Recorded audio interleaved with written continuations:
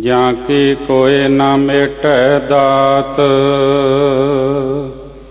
सो कहो टल गुर सेवियै, ऐन सहज सुपाए। दर्शन परसै गुरु कै, जन्म मरण दुख जाए। होवै सिफत खसामदी, नूर अरशों कुरसो झटिया। तुद डिठै सच्चे पातशाह, मल जन्म जन्म दी कटिया। तुद डिठै सच्चे पातशाह, मल जन्म जन्म दी कटिया। सतनाम वाहिगुरु जी, बसंत महला तीजा। बनस्पत मौली चढ़िया बसंत, एह मन मौलिया सतगुरु संग। बनस्पत मौली चढ़िया बसंत, एह मन मौलिया सतगुरु संग। तुम साच त्यावो मुग्ध मना, तां सुख पावो मेरे मना। रहाओ इत मन मौलिया भया आनंद, अमृत फल पाया नाम गोबिंद। एको एक सब आख वखाणै, हुक्म बूझै तां एको जाणै। कहत नानक हउमै कहे ना कोय,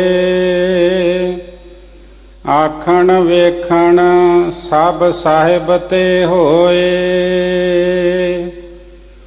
कहत नानक हउमै कहे ना कोय, आखण वेखण सब साहिब ते होए। वाहिगुरु जी का खालसा, वाहिगुरु जी की फतेह। परम सन्मानयोग गुरु प्यारी गुरु सवारी साध संगत जी, ये जो पावन शब्द आप जी ने सरवण किया है, इस दी पावन विचार आप जी नूं सरवण करा रहे हैं। सत्कारयोग भाई सतनाम सिंह जी खडूर साहब वाले, दिल्ली से गुरुद्वारा प्रबंधक कमेटी वालों धन धन श्री गुरु गोबिंद सिंह महाराज जी का प्रकाश पुरब 13 जनवरी नूं मनाया जा रहा है। इस दे संबंध विच 6 जनवरी नूं गुरुद्वारा रकाबगंज साहिब तो सवेरे नगर कीर्तन आरंभ होवेगा, जिसकी संपूर्णता गुरुद्वारा सिंह सभा ए ब्लाक फतेह नगर विखे होवेगी। आप जी ने हाज़री भर के गुरु दियां खुशियां प्राप्त करनियां। अमर शहीद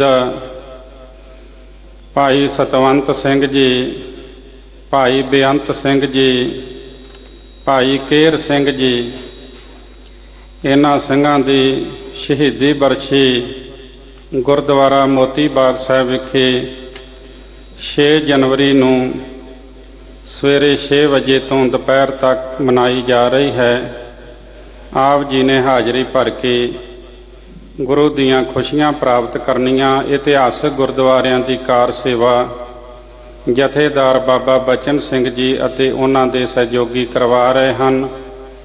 संत ਗਿਆਨੀ हरनाम सिंह जी खालसा दमदमी टकसाल वालियां वल्लों भी सेवा चल रही है। ਸੇਵਾ ਕਰਕੇ ਗੁਰੂ ਦੀਆਂ ਖੁਸ਼ੀਆਂ ਪ੍ਰਾਪਤ ਕਰੋ। ਅਗਲੇ ਸਮੇਂ ਵਾਸਤੇ ਪਾਵਨ ਸ਼ਬਦ ਦੀ ਵਿਚਾਰ ਸਰਵਣ ਕਰੋ ਜੀ। ਵਾਹਿਗੁਰੂ ਜੀ ਕਾ ਖਾਲਸਾ, ਵਾਹਿਗੁਰੂ ਜੀ ਕੀ ਫਤਿਹ। ਡੰਡੋਤ ਬੰਦਨਨ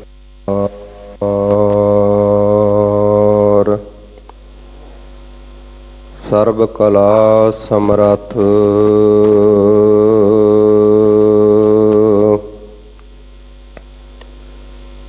ਡੋਲਨ ਤੇ ਰਾਖੋ ਪ੍ਰਭੂ ਨਾਨਕ ਦੇ ਕਰ ਹੱਥ।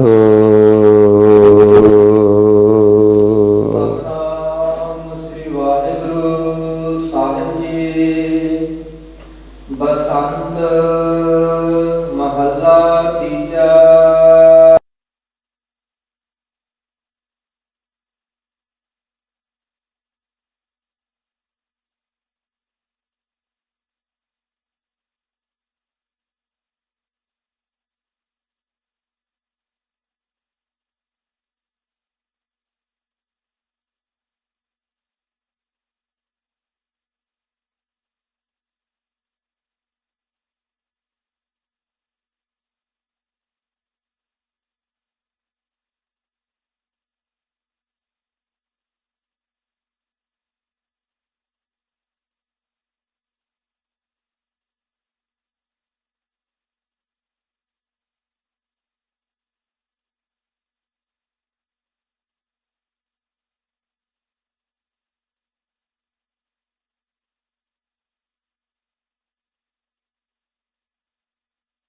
ਸਾਹਿਬ ਜੀ ਦੀ ਪਾਵਨ ਪਵਿੱਤਰ ਹਜ਼ੂਰੀ ਦੇ ਵਿੱਚ ਧੰਨ ਧੰਨ ਧੰਨ ਸਤਿਗੁਰੂ ਸਾਹਿਬ ਗੁਰੂ ਹਰਕ੍ਰਿਸ਼ਨ ਸਾਹਿਬ ਸੱਚੇ ਪਾਤਸ਼ਾਹ ਜੀ ਦੇ ਪਾਵਨ ਪਵਿੱਤਰ ਇਤਿਹਾਸਕ ਅਸਥਾਨ ਦੇ ਉੱਪਰ ਆਪਾਂ ਸਾਰਿਆਂ ਨੂੰ ਬੈਠ ਕਰਕੇ ਸਾਹਿਬਾਂ ਦੀ ਪਾਵਨ ਹਜ਼ੂਰੀ ਵਿੱਚ ਸਤਸੰਗਤ ਕਰਨ ਦਾ ਸੁਭਾਗ ਸਾਧ ਸੰਗਤ ਜੀ ਪ੍ਰਾਪਤ ਹੋ ਰਿਹਾ ਹੈ।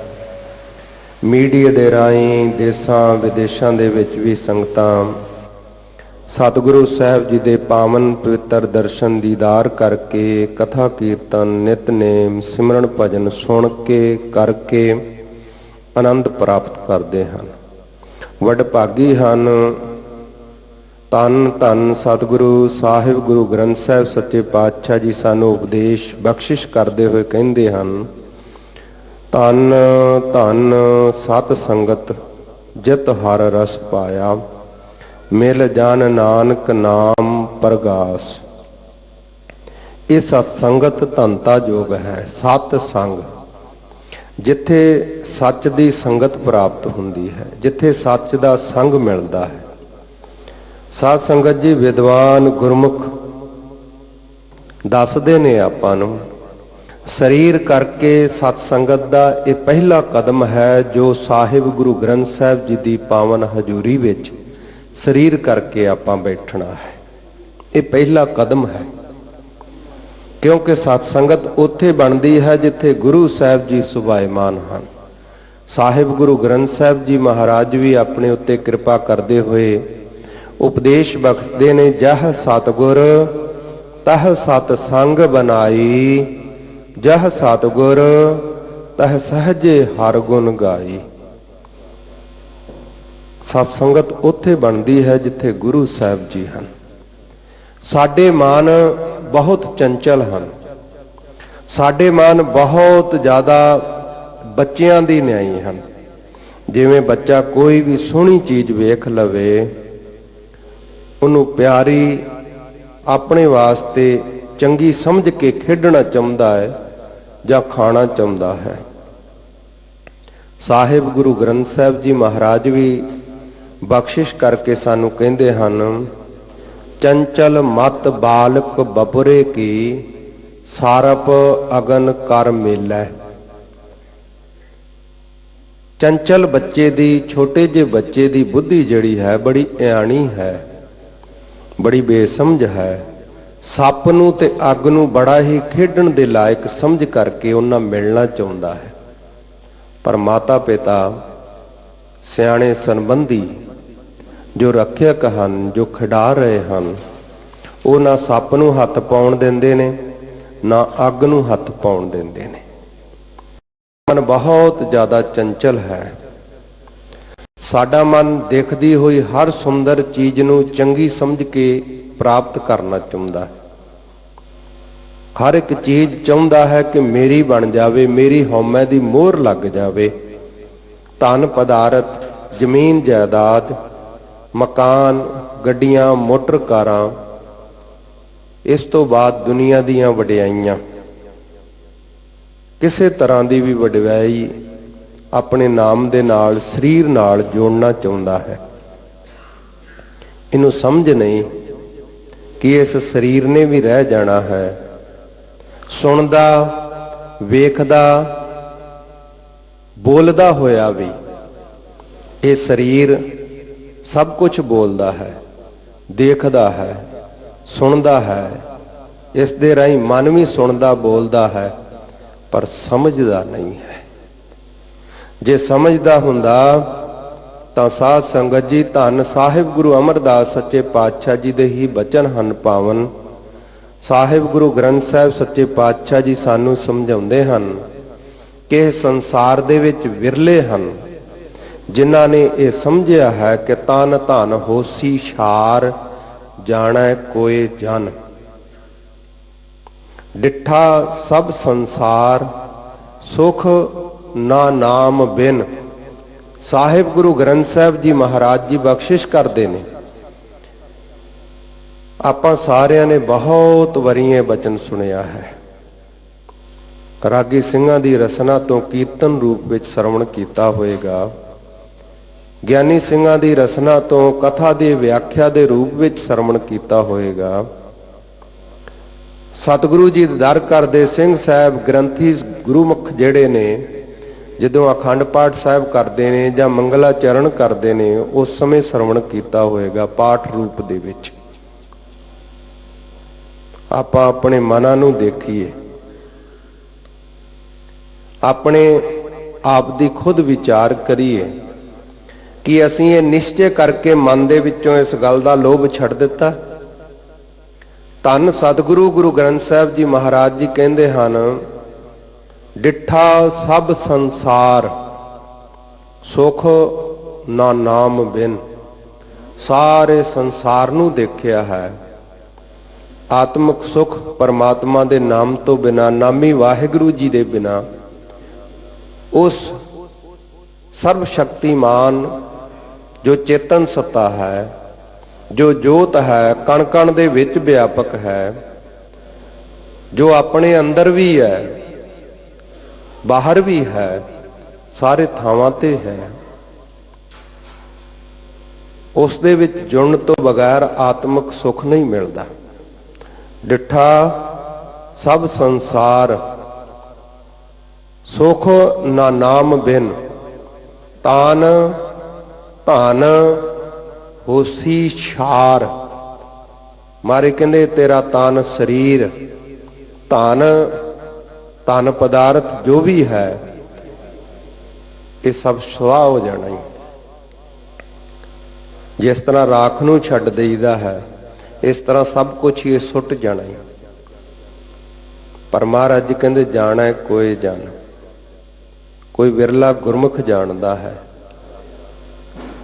ਜਿੰਨੇ ਆਪਾਂ ਧੰਨ ਸਾਹਿਬ ਗੁਰੂ ਗ੍ਰੰਥ ਸਾਹਿਬ ਜੀ ਦੇ ਪਾਵਨ ਚਰਨਾਂ ਵਿੱਚ, ਇਸ ਮੁਕੱਦਸ ਅਸਥਾਨ ਦੇ ਉੱਤੇ, ਜਿੱਥੋਂ ਦੀ ਚਰਨ ਧੂੜ ਹਰ ਕੋਈ ਗੁਰਮੁਖ ਚਾਹੁੰਦਾ ਹੈ, ਜਿਹਦੇ ਮਨ ਦੇ ਵਿੱਚ ਥੋੜੀ ਜਿਹੀ ਵੀ ਸ਼ਰਧਾ ਹੈ, ਭਾਵਨਾ ਹੈ, ਥੋੜਾ ਜਿਹਾ ਵੀ ਨਿਸ਼ਚਾ ਹੈ, ਉਹ ਇਸ ਪਾਵਨ ਅਸਥਾਨ ਦੀ ਚਰਨ ਧੂੜ ਚਾਹੁੰਦਾ ਹੈ।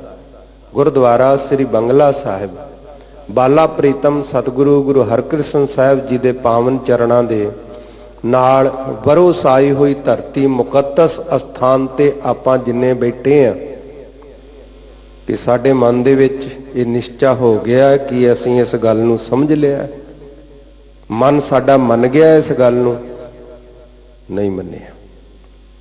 ਕੋਈ ਵਿਰਲੇ, ਮਹਾਰਾਜ ਕਹਿੰਦੇ ਕੋਈ ਵਿਰਲੇ ਜਨ ਹਨ, ਕੋਈ ਵਿਰਲੇ ਹਨ ਜਿਹੜੇ ਨਿਸ਼ਚੇ ਨਾਲ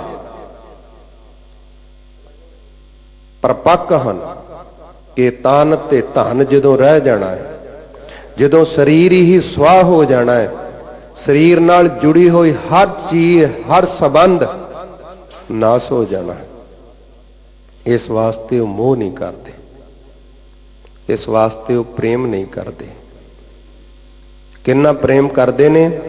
ਇੱਕ ਅਬਿਨਾਸੀ ਪਰਮਾਤਮਾ ਅਕਾਲ ਪੁਰਖ ਵਾਹਿਗੁਰੂ ਜੀ ਦੇ ਨਾਲ। ਸੋ ਸਾਧ ਸੰਗਤ ਜੀ, ਸਤ ਸੰਗ, ਪਹਿਲਾ ਸਤ ਸੰਗ ਹੈ ਸਤਿਗੁਰੂ ਜੀ ਦੀ ਪਾਵਨ ਪਵਿੱਤਰ ਹਜ਼ੂਰੀ ਦੇ ਵਿੱਚ। ਭਾਵੇਂ ਘਰ ਬੈਠ ਕੇ ਨਾਮ ਜਪੀਏ, ਸਿਮਰਨ ਕਰੀਏ, ਗੁਰੂ ਪਰਮਾਤਮਾ ਜੀ ਜਦੋਂ ਹਿਰਦੇ ਵਿੱਚ ਬੈਠ ਜਾਂਦੇ ਆ ਨਾ, ਉਦੋਂ ਪੂਰਨ ਸਤਸੰਗਤ ਹੋ ਜਾਂਦੀ। ਭਾਵੇਂ ਘਰ ਬੈਠਾ ਹੈ, ਭਾਵੇਂ ਦੁਕਾਨ ਤੇ ਬੈਠਾ ਹੈ, ਭਾਵੇਂ ਤੁਰਿਆ ਜਾ ਰਿਹਾ ਹੈ, ਭਾਵੇਂ ਲੰਮਾ ਪਿਆ ਹੋਇਆ ਮੰਜੇ ਤੇ, ਜਿਹਦੇ ਹਿਰਦੇ ਵਿੱਚ ਸਤਿਗੁਰੂ ਸਾਹਿਬ ਗੁਰੂ ਨਾਨਕ ਦੇਵ ਜੀ ਮਹਾਰਾਜ ਪ੍ਰਗਟ ਸਰੂਪ ਵਿੱਚ ਬੈਠ ਗਏ ਨੇ, ਉਹ ਪੂਰਨ ਸਤਸੰਗੀ ਬਣ ਗਏ ਹਨ। ਜਿਵੇਂ ਛੋਟੇ ਜਿਹੇ ਬੱਚੇ ਨੂੰ ਸਕੂਲ ਵਿੱਚ ਭੇਜਣਾ ਬਹੁਤ ਜ਼ਰੂਰੀ ਹੁੰਦਾ ਹੈ, ਨਹੀਂ ਪੜ੍ਹ ਸਕਦਾ। ਸ਼ਾਇਦ ਆਪ ਜੀ ਸਾਰੇ ਹੀ ਜਾਣਦੇ ਹੋ, 12ਵੀਂ ਤੱਕ, ਜਿਸ ਨੂੰ ਅੱਜ ਕੱਲ ਪੰਜਾਬ ਦੇ ਵਿੱਚ ਤਾਂ +2 ਕਹਿਣ ਲੱਗ ਪਏ ਆ। ਵੱਖੋ ਵੱਖਰੇ ਦੇਸ਼ਾਂ ਵਿੱਚ ਵੱਖੋ ਵੱਖਰੇ ਨਾਮ ਹੁੰਦੇ ਆ। ਬਾਹਰਲੇ ਦੇਸ਼ਾਂ ਵਿੱਚ ਕਾਲਜ ਦੀ ਪੜ੍ਹਾਈ ਵੀ ਕਹਿੰਦੇ ਆ। ਕਾਲਜ ਦੀ ਪੜ੍ਹਾਈ ਵੀ ਰੈਗੂਲਰ ਕਰਨੀ ਪੈਂਦੀ ਹੈ, ਰੋਜ਼ ਜਾਣਾ ਪੈਂਦਾ ਹੈ। ਆਪਣੇ ਇੱਥੇ ਵੀ 10ਵੀਂ ਤੋਂ ਬਾਅਦ ਵੀ 12ਵੀਂ ਤੱਕ ਰੈਗੂਲਰ ਜਾਣ ਵਾਸਤੇ ਕਿਹਾ ਜਾਂਦਾ ਹੈ ਬਾਰ-ਬਾਰ। +2 ਜਿਹੜੀ ਹੈ ਉਹ ਸਕੂਲ ਵਿੱਚ ਜਾ ਕੇ ਕਰਨ ਲਈ ਹੁਕਮ ਹੈ, ਕਾਨੂੰਨ ਹੈ। ਤੇ BA MA ਜਿਹੜੀ ਗਾਂ ਦੀਆਂ ਪੜ੍ਹਾਈਆਂ ਹੈ, ਉਹ ਸਕੂਲੇ ਵੀ ਜਾਂਦੇ ਹੈ, ਘਰ ਵੀ ਕਰਦੇ ਰਹਿੰਦੇ ਆ, ਬਹੁਤਾ ਸਮਾਂ ਘਰਾਂ ਵਿੱਚ ਹੀ ਰਹਿੰਦੇ ਆ। ਜਿਹੜੇ ਸਿਆਣੇ ਆ ਉਹ ਸਕੂਲਾਂ 'ਚ ਜ਼ਰੂਰ ਜਾਂਦੇ ਆ, ਕਿਉਂਕਿ ਜਿਹੜਾ ਉੱਥੇ ਟੀਚਰਾਂ ਨੇ, ਪ੍ਰੋਫੈਸਰਾਂ ਨੇ ਸਮਝਾਇਆ ਉਹ ਘਰ ਬੈਠੇ ਘੱਟ ਸਮਝ ਆਏਗਾ। ਪਰ BA MA ਦੀ ਪੜ੍ਹਾਈ ਪ੍ਰਾਈਵੇਟ ਵੀ ਕਰ ਸਕਦਾ ਹੈ, ਘੱਟ ਜਾ ਕੇ ਵੀ ਕਰ ਸਕਦਾ। ਸਾਡਾ ਮਨ ਹੈ ਇਆਣਾ। ਸਾਧ ਸੰਗਤ ਜੀ, ਰੋਜ਼ ਸਾਹਿਬਾਂ ਦੇ ਚਰਨਾਂ ਵਿੱਚ ਨਹੀਂ ਆਵਾਂਗੇ, ਰੋਜ਼ ਸਤ ਸੰਗਤ ਨਹੀਂ ਕਰਾਂਗੇ, ਸਾਧ ਸੰਗਤ ਨਹੀਂ ਕਰਾਂਗੇ, ਰੰਗ ਨਹੀਂ ਲੱਗੇਗਾ।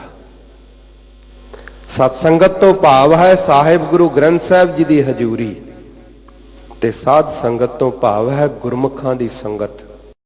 ਪਰ ਸਾਡੀ ਬਦਕਿਸਮਤੀ ਹੈ, ਅੱਜ ਸਮਾਂ ਇਹੋ ਜਿਹਾ ਕਿ ਅਸੀਂ ਫੋਨਾਂ ਦੇ ਉੱਤੇ, ਲੈਪਟਾਪ ਦੇ ਉੱਤੇ, ਐਰਾ ਵਗੈਰਾ ਬਹੁਤਾ ਹੀ ਘਰ ਦੇ ਵਿੱਚ ਵੀ ਬੈਠੇ ਹੋਏ ਫੋਨਾਂ ਤੇ ਹੀ ਬੈਠੇ ਰਹਿੰਦੇ ਆ ਸਾਰੇ। ਕੋਈ ਵਿਰਲੇ ਹਨ ਜਿਹੜੇ ਇਹਨਾਂ ਦੇ ਖਹਿੜੇ 'ਚ ਨਹੀਂ ਪੈਂਦੇ। ਜਿੰਨੇ ਚਿਰ ਸਾਧ ਸੰਗਤ ਨਹੀਂ, ਉਹਨੇ ਚਿਰ ਸ਼ੁਭ ਗੁਣ ਨਹੀਂ ਮਿਲਣਗੇ, ਉਹਨੇ ਚਿਰ ਸਤ ਸੰਗਤ ਦੇ ਨਾਲ ਪ੍ਰੀਤ ਨਹੀਂ ਜੁੜੇਗੀ। ਤੇ ਜਿੰਨੇ ਚਿਰ ਸਤ ਸੰਗਤ ਦੇ ਨਾਲ ਤੇ ਸਾਧ ਸੰਗਤ ਨਾਲ ਪ੍ਰੀਤ ਨਾ ਜੁੜੀ, ਉਹਨੇ ਚਿਰ ਅੱਜ ਦੇ ਪਾਵਨ ਸ੍ਰੀ ਮੁਖ ਵਾਕ ਦੀ ਜੋ ਬਖਸ਼ਾਂ ਨੇ ਉਹ ਨਹੀਂ ਪ੍ਰਾਪਤ ਹੋਣੀਆਂ। ਇਹ ਦਾਤਾਂ ਤਾਂ ਹੀ ਪ੍ਰਾਪਤ ਹੋਣਗੀਆਂ ਜੋ ਆਪ ਜੀ ਨੇ ਸ੍ਰੀ ਮੁਖ ਵਾਕ ਸਿੰਘ ਸਾਹਿਬ ਜੀ ਦੇ ਪਾਸੋਂ ਪਹਿਲਾਂ ਸਰਵਣ ਕੀਤਾ ਹੈ, ਜੋ ਲੜੀਵਾਰ ਕਥਾ ਦੇ ਵਿੱਚ ਅੱਜ ਦੇ ਸ੍ਰੀ ਮੁਖ ਵਾਕ ਹਨ।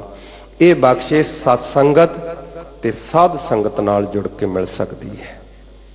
ਜਿੱਥੇ ਸਰੀਰ ਕਰਕੇ ਕੁਸੰਗੀਆਂ ਦਾ ਤਿਆਗ ਕਰਨਾ ਹੈ, ਨਿੰਦਕਾਂ, ਬੇਈਮਾਨਾਂ ਦਾ, ਚੋਰਾਂ ਦਾ, ਮਾੜੇ ਕੰਮ ਕਰਨ ਵਾਲਿਆਂ ਦਾ, ਨਸ਼ੇ ਕਰਨ ਵਾਲਿਆਂ ਦਾ, ਕੁਕਰਮੀ ਲੋਕਾਂ ਦਾ ਸਰੀਰ ਕਰਕੇ ਸੰਗ ਤਿਆਗਣਾ ਹੈ, ਉੱਥੇ ਮਨ ਕਰਕੇ ਵੀ ਸਾਨੂੰ ਕੁਝ ਤੰਗ ਕਰਦੇ ਨੇ, ਜਿਨ੍ਹਾਂ ਬਾਰੇ ਸਾਹਿਬ ਸ੍ਰੀ ਗੁਰੂ ਤੇਗ ਬਹਾਦਰ ਸਾਹਿਬ ਸੱਚੇ ਪਾਤਸ਼ਾਹ ਜੀ ਬਖਸ਼ਿਸ਼ ਕਰਕੇ ਸਾਨੂੰ ਗੌੜੀ ਰਾਗ ਦੇ ਪਾਵਨ ਪਵਿੱਤਰ ਪਹਿਲੇ ਸ਼ਬਦ ਵਿੱਚ ਹੀ ਇਹ ਸਮਝਾਉਂਦੇ ਹਨ। ਸਾਧੋ ਮਨ ਕਾ ਮਾਨ ਤਿਆਗੋ, ਕਾਮ ਕ੍ਰੋਧ ਸੰਗਤ ਦੁਰਜਨ ਕੀ, ਤਾਤੇ ਅਹਨਿਸ ਭਾਗੋ। ਸਾਧੋ, हे ਆਪਣੇ ਆਪ ਨੂੰ ਸਾਧਣ ਵਾਲੇ ਗੁਰਮੁਖਾ। ਸਾਧ ਕਿਹਨੂੰ ਕਿਹਾ ਜਾਂਦਾ ਹੈ? ਸਾਧ ਸੰਗਤ ਜੀ, ਜਿਹੜਾ ਆਪਣਾ ਆਪ ਸੁਧਾਰ ਰਿਹਾ ਹੈ, ਗੁਰੂ ਪਰਮੇਸ਼ਰ ਦੇ ਹੁਕਮ ਵਿੱਚ ਚੱਲਣ ਦੀ ਕੋਸ਼ਿਸ਼ ਕਰਦਾ ਹੈ, ਭਾਵੇਂ ਕਿਸੇ ਵੀ ਧਰਮ ਦਾ, ਜਾਤ ਦਾ, ਦੇਸ਼ ਦਾ ਹੋਵੇ, ਗ੍ਰਸਤੀ ਹੋਵੇ, ਗ੍ਰਸਤ ਦੇ ਵਿੱਚ ਰਹਿੰਦਿਆਂ ਹੋਇਆ ਵਪਾਰੀ ਹੋਵੇ, ਭਾਵੇਂ ਕੋਈ ਵੀ ਕੰਮ ਧੰਦਾ ਕਰ ਰਿਹਾ ਧਰਮ ਦੀ ਕਿਰਤ ਅਨੁਸਾਰ, ਤੇ ਜਾਂ ਵਿਹੰਗਮ ਰਹਿ ਕੇ ਵਿਆਹ ਨਾ ਕਰਾ ਕੇ ਤੇ ਸਾਧੂ ਬਣ ਕੇ ਸਰੀਰ ਕਰਕੇ ਵੀ ਜਿਹੜਾ ਆਪਣੇ ਆਪ ਨੂੰ ਸਾਧ ਰਿਹਾ ਹੈ, ਗੁਣਾਂ ਨੂੰ ਸਿੱਖ ਰਿਹਾ ਹੈ, ਔਗਣਾਂ ਨੂੰ ਤਿਆਗ ਰਿਹਾ ਹੈ, ਉਹਦਾ ਨਾਮ ਸਾਧ ਕਿਹਾ ਜਾਂਦਾ ਹੈ। ਕੱਪੜਿਆਂ ਦਾ ਨਾਮ ਗੁਰਮਤਿ ਵਿੱਚ ਸਾਧੂ ਨਹੀਂ ਹੈ। ਸਾਹਿਬ ਗੁਰੂ ਅਰਜਨ ਦੇਵ ਜੀ ਮਹਾਰਾਜ ਸੱਚੇ ਪਾਤਸ਼ਾਹ ਜੀ ਸੁਖਮਨੀ ਸਾਹਿਬ ਵਿੱਚ ਵੀ ਸਾਡੇ ਤੇ ਮਿਹਰ ਕਰਦੇ ਹੋਏ ਬਖਸ਼ਿਸ਼ ਕਰਦੇ ਨੇ, ਸਾਧ ਨਾਮ ਨਿਰਮਲ ਤਾਕੇ ਕਰਮ। ਜਿਹਦੇ ਕੰਮ ਨਿਰਮਲ ਨੇ, ਜਿਹਦੇ ਕੰਮਾਂ ਦੇ ਵਿੱਚ ਨਿਜ ਸਵਾਰਥ ਦੀ ਮੈਲ ਨਹੀਂ ਹੈ, ਪਰਿਵਾਰ ਦੀ ਲਿਪਸਾ ਨਹੀਂ, ਲਾਲਚ ਨਹੀਂ ਕਿ ਮੈਨੂੰ ਹੀ ਮਿਲੇ, ਜਿਹਦੇ ਮਨ ਦੇ ਵਿੱਚ ਪਰਉਪਕਾਰ ਹੈ, ਤਿਆਗ ਹੈ, ਵੈਰਾਗ ਹੈ, ਤੇ ਚੰਗੇ ਗੁਣਾਂ ਨੂੰ ਗ੍ਰਹਿਣ ਕਰਦਾ ਹੈ, ਔਗੁਣਾਂ ਦਾ ਤਿਆਗ ਕਰਦਾ ਹੈ, ਉਹਦਾ ਨਾਮ ਸਾਧੂ ਹੈ। ਐਸੇ ਗੁਰਮੁਖਾਂ ਦੀ ਸੰਗਤ ਦੇ ਨਾਲ ਇਹ ਗੁਣ ਪ੍ਰਾਪਤ ਹੋ ਸਕਦੇ ਨੇ, ਉਸ ਤਰੀਕੇ ਨਾਲ ਨਹੀਂ। ਧੰਨ ਸਾਹਿਬ ਗੁਰੂ ਗ੍ਰੰਥ ਸਾਹਿਬ ਜੀ ਮਹਾਰਾਜ, ਧੰਨ ਧੰਨ ਸਤਿਗੁਰੂ ਗੁਰੂ ਹਰਕ੍ਰਿਸ਼ਨ ਸਾਹਿਬ ਸੱਚੇ ਪਾਤਸ਼ਾਹ ਜੀ ਦਾ ਕੋਟਾਨ ਕੋਟ ਸ਼ੁਕਰ ਕਰੀਏ, ਜਿਨ੍ਹਾਂ ਨੇ ਸਾਨੂੰ ਸਤਸੰਗਤ ਦੀ ਦਾਤ ਬਖਸ਼ੀ ਹੈ। ਇਹਨਾਂ ਦੇ ਚਰਨਾਂ ਵਿੱਚ ਅਰਦਾਸ ਕਰੀਏ, ਮਹਾਰਾਜ ਜੀ ਆਪ ਜੀ ਦੇ ਦਰ ਘਰ ਦੇ ਸੇਵਕ ਭਗਤ ਗੁਰਮੁਖਾਂ ਦੀ ਸੰਗਤ ਬਖਸ਼ੀ, ਮਨਮੁਖਾਂ ਦੀ ਸੰਗਤ ਤੋਂ ਬਚਾ ਕੇ ਰੱਖੀ ਹਮੇਸ਼ਾ, ਤਾਂ ਕਿ ਸਾਡੇ ਹਿਰਦੇ ਵਿੱਚ ਇਹ ਆਨੰਦ ਪ੍ਰਾਪਤ ਹੋ ਸਕੇ ਜੋ ਸਾਹਿਬ ਅੱਜ ਹੁਕਮ ਕਰ ਰਹੇ ਨੇ। ਇਹ ਆਨੰਦ ਕੀ ਹੈ, ਇਹ ਬਖਸ਼ਿਸ਼ ਕੀ ਹੈ? ਆਓ ਸਾਹਿਬਾਂ ਦੇ ਪਾਸੋਂ ਬਚਨ ਸਰਵਣ ਕਰੀਏ। ਸਤਿਗੁਰੂ ਜੀ ਮੇਰੇ ਤੇ ਮਿਹਰ ਕਰਨ, ਜਿੱਥੇ ਵੀ ਆਪ ਜੀ ਬੈਠੇ ਹੋ ਅਸੀਸ ਦਿਓ। ਸਾਹਿਬ ਗੁਰੂ ਹਰਕ੍ਰਿਸ਼ਨ ਸਾਹਿਬ ਜੀ ਆਪ ਕਿਰਪਾ ਕਰਕੇ ਆਪਣਾ ਜਸ ਵਡਿਆਈ ਮਹਿਮਾ ਕਰਾ ਲੈਣ। ਸਾਰੇ ਹੀ ਪਿਆਰ ਨਾਲ ਬੁਲਾਓ, ਸਤਨਾਮ ਸ੍ਰੀ ਵਾਹਿਗੁਰੂ ਸਾਹਿਬ ਜੀ। ਸਤਨਾਮ ਸ੍ਰੀ ਵਾਹਿਗੁਰੂ ਸਾਹਿਬ ਜੀ। ਬਸੰਤ ਮਹੱਲਾ ਤੀਜਾ। ਬਸੰਤ ਰਾਗ ਦੁਆਰਾ ਤੀਸਰੇ ਪਾਤਸ਼ਾਹ ਜੀ ਸਾਡੇ ਤੇ ਮਿਹਰ ਕਰਦੇ ਹਨ। ਬਸੰਤ ਰਾਗ ਸਾਧ ਸੰਗਤ ਜੀ ਆਮ ਤੌਰ ਦੇ ਉੱਤੇ ਬਹੁਤ ਘੱਟ ਗਾਇਨ ਕੀਤਾ ਜਾਂਦਾ ਹੈ। ਸੰਗੀਤ ਦੀਆਂ ਧੁਨਾਂ ਅਨੁਸਾਰ, ਸੰਗੀਤਕਾਰਾਂ ਦੇ ਅਨੁਸਾਰ, ਗੁਰਮੁਖਾਂ ਰਾਗੀਆਂ ਦੇ ਅਨੁਸਾਰ ਇਹ ਦੂਸਰੇ ਪਹਿਰ ਵਿੱਚ ਗਾਇਆ ਜਾਂਦਾ ਹੈ। ਪਰ ਆਪ ਜੀ ਜ਼ਿਆਦਾਤਰ ਦੇਖਦੇ ਹੋਵੋਗੇ, ਹੁਣ ਪੋਹ ਦਾ ਮਹੀਨਾ ਜਦੋਂ ਸਮਾਪਤ ਹੋਣਾ ਹੈ, ਮਾਘ ਆਰੰਭ ਹੋਣਾ ਹੈ। ਮਾਘ ਤੋਂ ਲੈ ਕੇ ਤੇ ਹੋਲੇ ਮਹੱਲੇ ਤੱਕ, ਮਾਘ ਦੀ ਸੰਗਰਾਂਦ ਤੋਂ ਲੈ ਕੇ ਹੋਲੇ ਮਹੱਲੇ ਤੱਕ ਇਸ ਅਸਥਾਨ ਤੇ ਵੀ ਧੰਨ ਧੰਨ ਸਤਿਗੁਰੂ ਗੁਰੂ ਰਾਮਦਾਸ ਜੀ ਦੇ ਦਰ ਤੋਂ ਆਰੰਭ ਹੁੰਦਾ ਹੈ। ਸ੍ਰੀ ਅਕਾਲ ਤਖਤ ਸਾਹਿਬ ਮੀਰੀ ਪੀਰੀ ਮੀਰੀ ਦੇ ਮਾਲਿਕ ਸਾਹਿਬ ਗੁਰੂ ਹਰਗੋਬਿੰਦ ਸਾਹਿਬ ਜੀ ਦੇ ਚਰਨਾਂ ਵਿੱਚ ਅੰਮ੍ਰਿਤ ਵੇਲੇ ਬਸੰਤ ਰਾਗ ਰਾਗੀ ਸਿੰਘ ਸਭ ਤੋਂ ਪਹਿਲਾਂ ਗਾਇਨ ਆਰੰਭ ਕਰਦੇ ਨੇ, ਤੇ ਹੋਲੇ ਮਹੱਲੇ ਤੱਕ ਇਹ ਰਾਗ ਹਰ ਟਾਈਮ ਗਾਇਆ ਜਾਂਦਾ ਹੈ। ਉਸ ਤਰ੍ਹਾਂ ਇਸ ਦਾ ਜਿਹੜਾ ਗੁਰਮੁਖਾਂ ਦੇ ਅਨੁਸਾਰ ਦੂਸਰੇ ਪਹਿਰ ਵਿੱਚ ਗਾਇਨ ਕੀਤਾ ਜਾਂਦਾ ਹੈ। ਧੰਨ ਸਤਿਗੁਰੂ ਸਾਹਿਬ ਗੁਰੂ ਅਮਰਦਾਸ ਜੀ ਮਹਾਰਾਜ ਸੱਚੇ ਪਾਤਸ਼ਾਹ ਜੀ। ਗੁਰੂ ਅਮਰਦਾਸ ਕੀ ਅਕਥ ਕਥਾ ਹੈ, ਇੱਕ ਜੀ ਕਛ ਕਹੀ ਨਾ ਜਾਈ। ਧੰਨ ਸਾਹਿਬ ਗੁਰੂ ਅਮਰਦਾਸ ਸੱਚੇ ਪਾਤਸ਼ਾਹ ਜੀ, ਜਿਨ੍ਹਾਂ ਦੀ ਅਕਥਨੀय ਮਹਿਮਾ ਹੈ, ਜਿਨ੍ਹਾਂ ਨੇ ਮਹਾਨ ਬਖਸ਼ਿਆ ਕਰਕੇ ਬਚਨ ਫਰਮਾਇਆ ਹੈ, ਨਰ ਮਨੁੱਖਾਂ ਨੂੰ ਏਕ ਨਿਧਾਨਾ, ਚੌਹਾਂ ਜੁਗਾਂ ਕਾ ਹੁਣ ਨਵੇੜਾ, ਨਰ ਮਨੁੱਖਾਂ ਨੂੰ ਏਕ ਨਿਧਾਨਾ। ਜਿਨ੍ਹਾਂ ਨੇ ਪਰਪੱਕਤਾ ਬਖਸ਼ਿਸ਼ ਕਰਦੇ ਹੋਏ ਇਸਤਰੀਆਂ ਤੇ ਪੁਰਸ਼ਾਂ ਸਾਰਿਆਂ ਨੂੰ ਇੱਕੋ ਹੀ ਖਜ਼ਾਨਾ, ਗੁਰਮਤਿ ਸਿਮਰਨ ਭਜਨ ਕਰਨਾ ਤੇ ਗੁਰਮਤਿ ਦਾ ਪ੍ਰਚਾਰ ਕਰਨਾ, ਮਹਾਨ ਰਹਿਮਤਾਂ ਤੇ ਬਖਸ਼ਾਂ ਵੰਡੀਆਂ ਨੇ। ਜਿਨ੍ਹਾਂ ਨੇ ਆਪ ਕਿਰਪਾ ਕਰਕੇ ਬਜ਼ੁਰਗ ਅਵਸਥਾ ਦੇ ਵਿੱਚ ਵੀ ਸੇਵਾ ਕਰਕੇ ਦੱਸੀ ਹੈ ਕਿ ਸਿੱਖੀ ਕਿਵੇਂ ਕਮਾਈ ਜਾਂਦੀ ਹੈ। ਸਾਧ ਸੰਗਤ ਜੀ, ਜਿਹੜੇ ਮਹਾਂਪੁਰਖ ਗੁਰਮੁਖ ਵਿਦਵਾਨ ਹੈ ਨਾ, ਗੁਰਮੁਖ ਵਿਦਵਾਨ ਆਜ ਸਿਖਾਉਣ ਵਾਸਤੇ ਸੇਵਾ ਕੀਤੀ ਹੈ, ਨਾ ਕਿ ਸੇਵਾ ਕਰਕੇ ਗੁਰਤਾ ਗੱਦੀ ਲਈ ਹੈ। ਸੇਵਾ ਕਰਕੇ ਗੁਰਤਾ ਗੱਦੀ ਨਹੀਂ ਮਿਲੀ। ਗੁਰਤਾ ਗੱਦੀ ਸੇਵਾ ਦੀ ਮੁਤਾਜ ਨਹੀਂ। ਗੁਰਤਾ ਗੱਦੀ ਤਾਂ ਧੁਰੋਂ ਹੀ ਸਤਿਗੁਰੂ ਸਾਹਿਬ ਜੀ ਕਰਨ ਆਏ ਨੇ। ਬਾਬਾ ਬੁੱਢਾ ਸਾਹਿਬ ਜੀ ਨਾਲੋਂ ਵੱਡਾ ਸੇਵਾਦਾਰ ਗੁਰੂ ਘਰ ਦੇ ਵਿੱਚ ਕੋਈ ਨਹੀਂ ਹੈ। ਸਾਧ ਸੰਗਤ ਜੀ, ਲਗਭਗ 112 ਸਾਲ ਦੀ ਅਵਸਥਾ ਆਪ ਜੀ ਨੇ ਗੁਰੂ ਘਰ ਵਿੱਚ ਸੇਵਾ ਸਿਮਰਨ ਭਗਤੀ ਕਰਦਿਆਂ ਹੋਇਆਂ ਬਤੀਤ ਕੀਤੀ। ਕਦੀ ਮਨ ਦੇ ਵਿੱਚ ਸੰਕਲਪ ਨਹੀਂ ਲਿਆਂਦਾ। ਅਕਾਲ ਪੁਰਖ ਵਾਹਿਗੁਰੂ ਦੇ ਚਰਨਾਂ ਵਿੱਚ ਜਿਨ੍ਹਾਂ ਦੀ ਜੋਦੜੀ ਦੇ ਨਾਲ ਸਾਹਿਬ ਗੁਰੂ ਹਰਗੋਬਿੰਦ ਸਾਹਿਬ ਜੀ ਨੇ ਅਵਤਾਰ ਧਾਰਨ ਕੀਤਾ ਹੈ, ਖੁਦ ਪੜ੍ਹਾਇਆ ਹੈ, ਸ਼ਸਤਰ ਵਿਦਿਆ ਸਿਖਾਈ ਹੈ। ਤੇ ਜਦੋਂ ਸਾਹਿਬ ਗੁਰੂ ਹਰਗੋਬਿੰਦ ਸਾਹਿਬ ਸੱਚੇ ਪਾਤਸ਼ਾਹ ਜੀ ਮਿਲਦੇ ਨੇ, ਦੋਵੇਂ ਹੱਥ ਜੋੜ ਕੇ ਨਮਸਕਾਰ ਕਰਦੇ ਨੇ, ਕਿਉਂਕਿ ਹਿਰਦੇ ਵਿੱਚ ਗਿਆਨ ਹੈ ਕਿ ਇਹ ਗੁਰਤਾ ਗੱਦੀ ਦੇ ਮਾਲਿਕ ਹਨ। ਹਉਮੈ ਦਾ ਤਿਆਗ ਹੈ, ਪਤਾ ਹੈ, ਗਿਆਨ ਹੈ ਪੂਰਨ।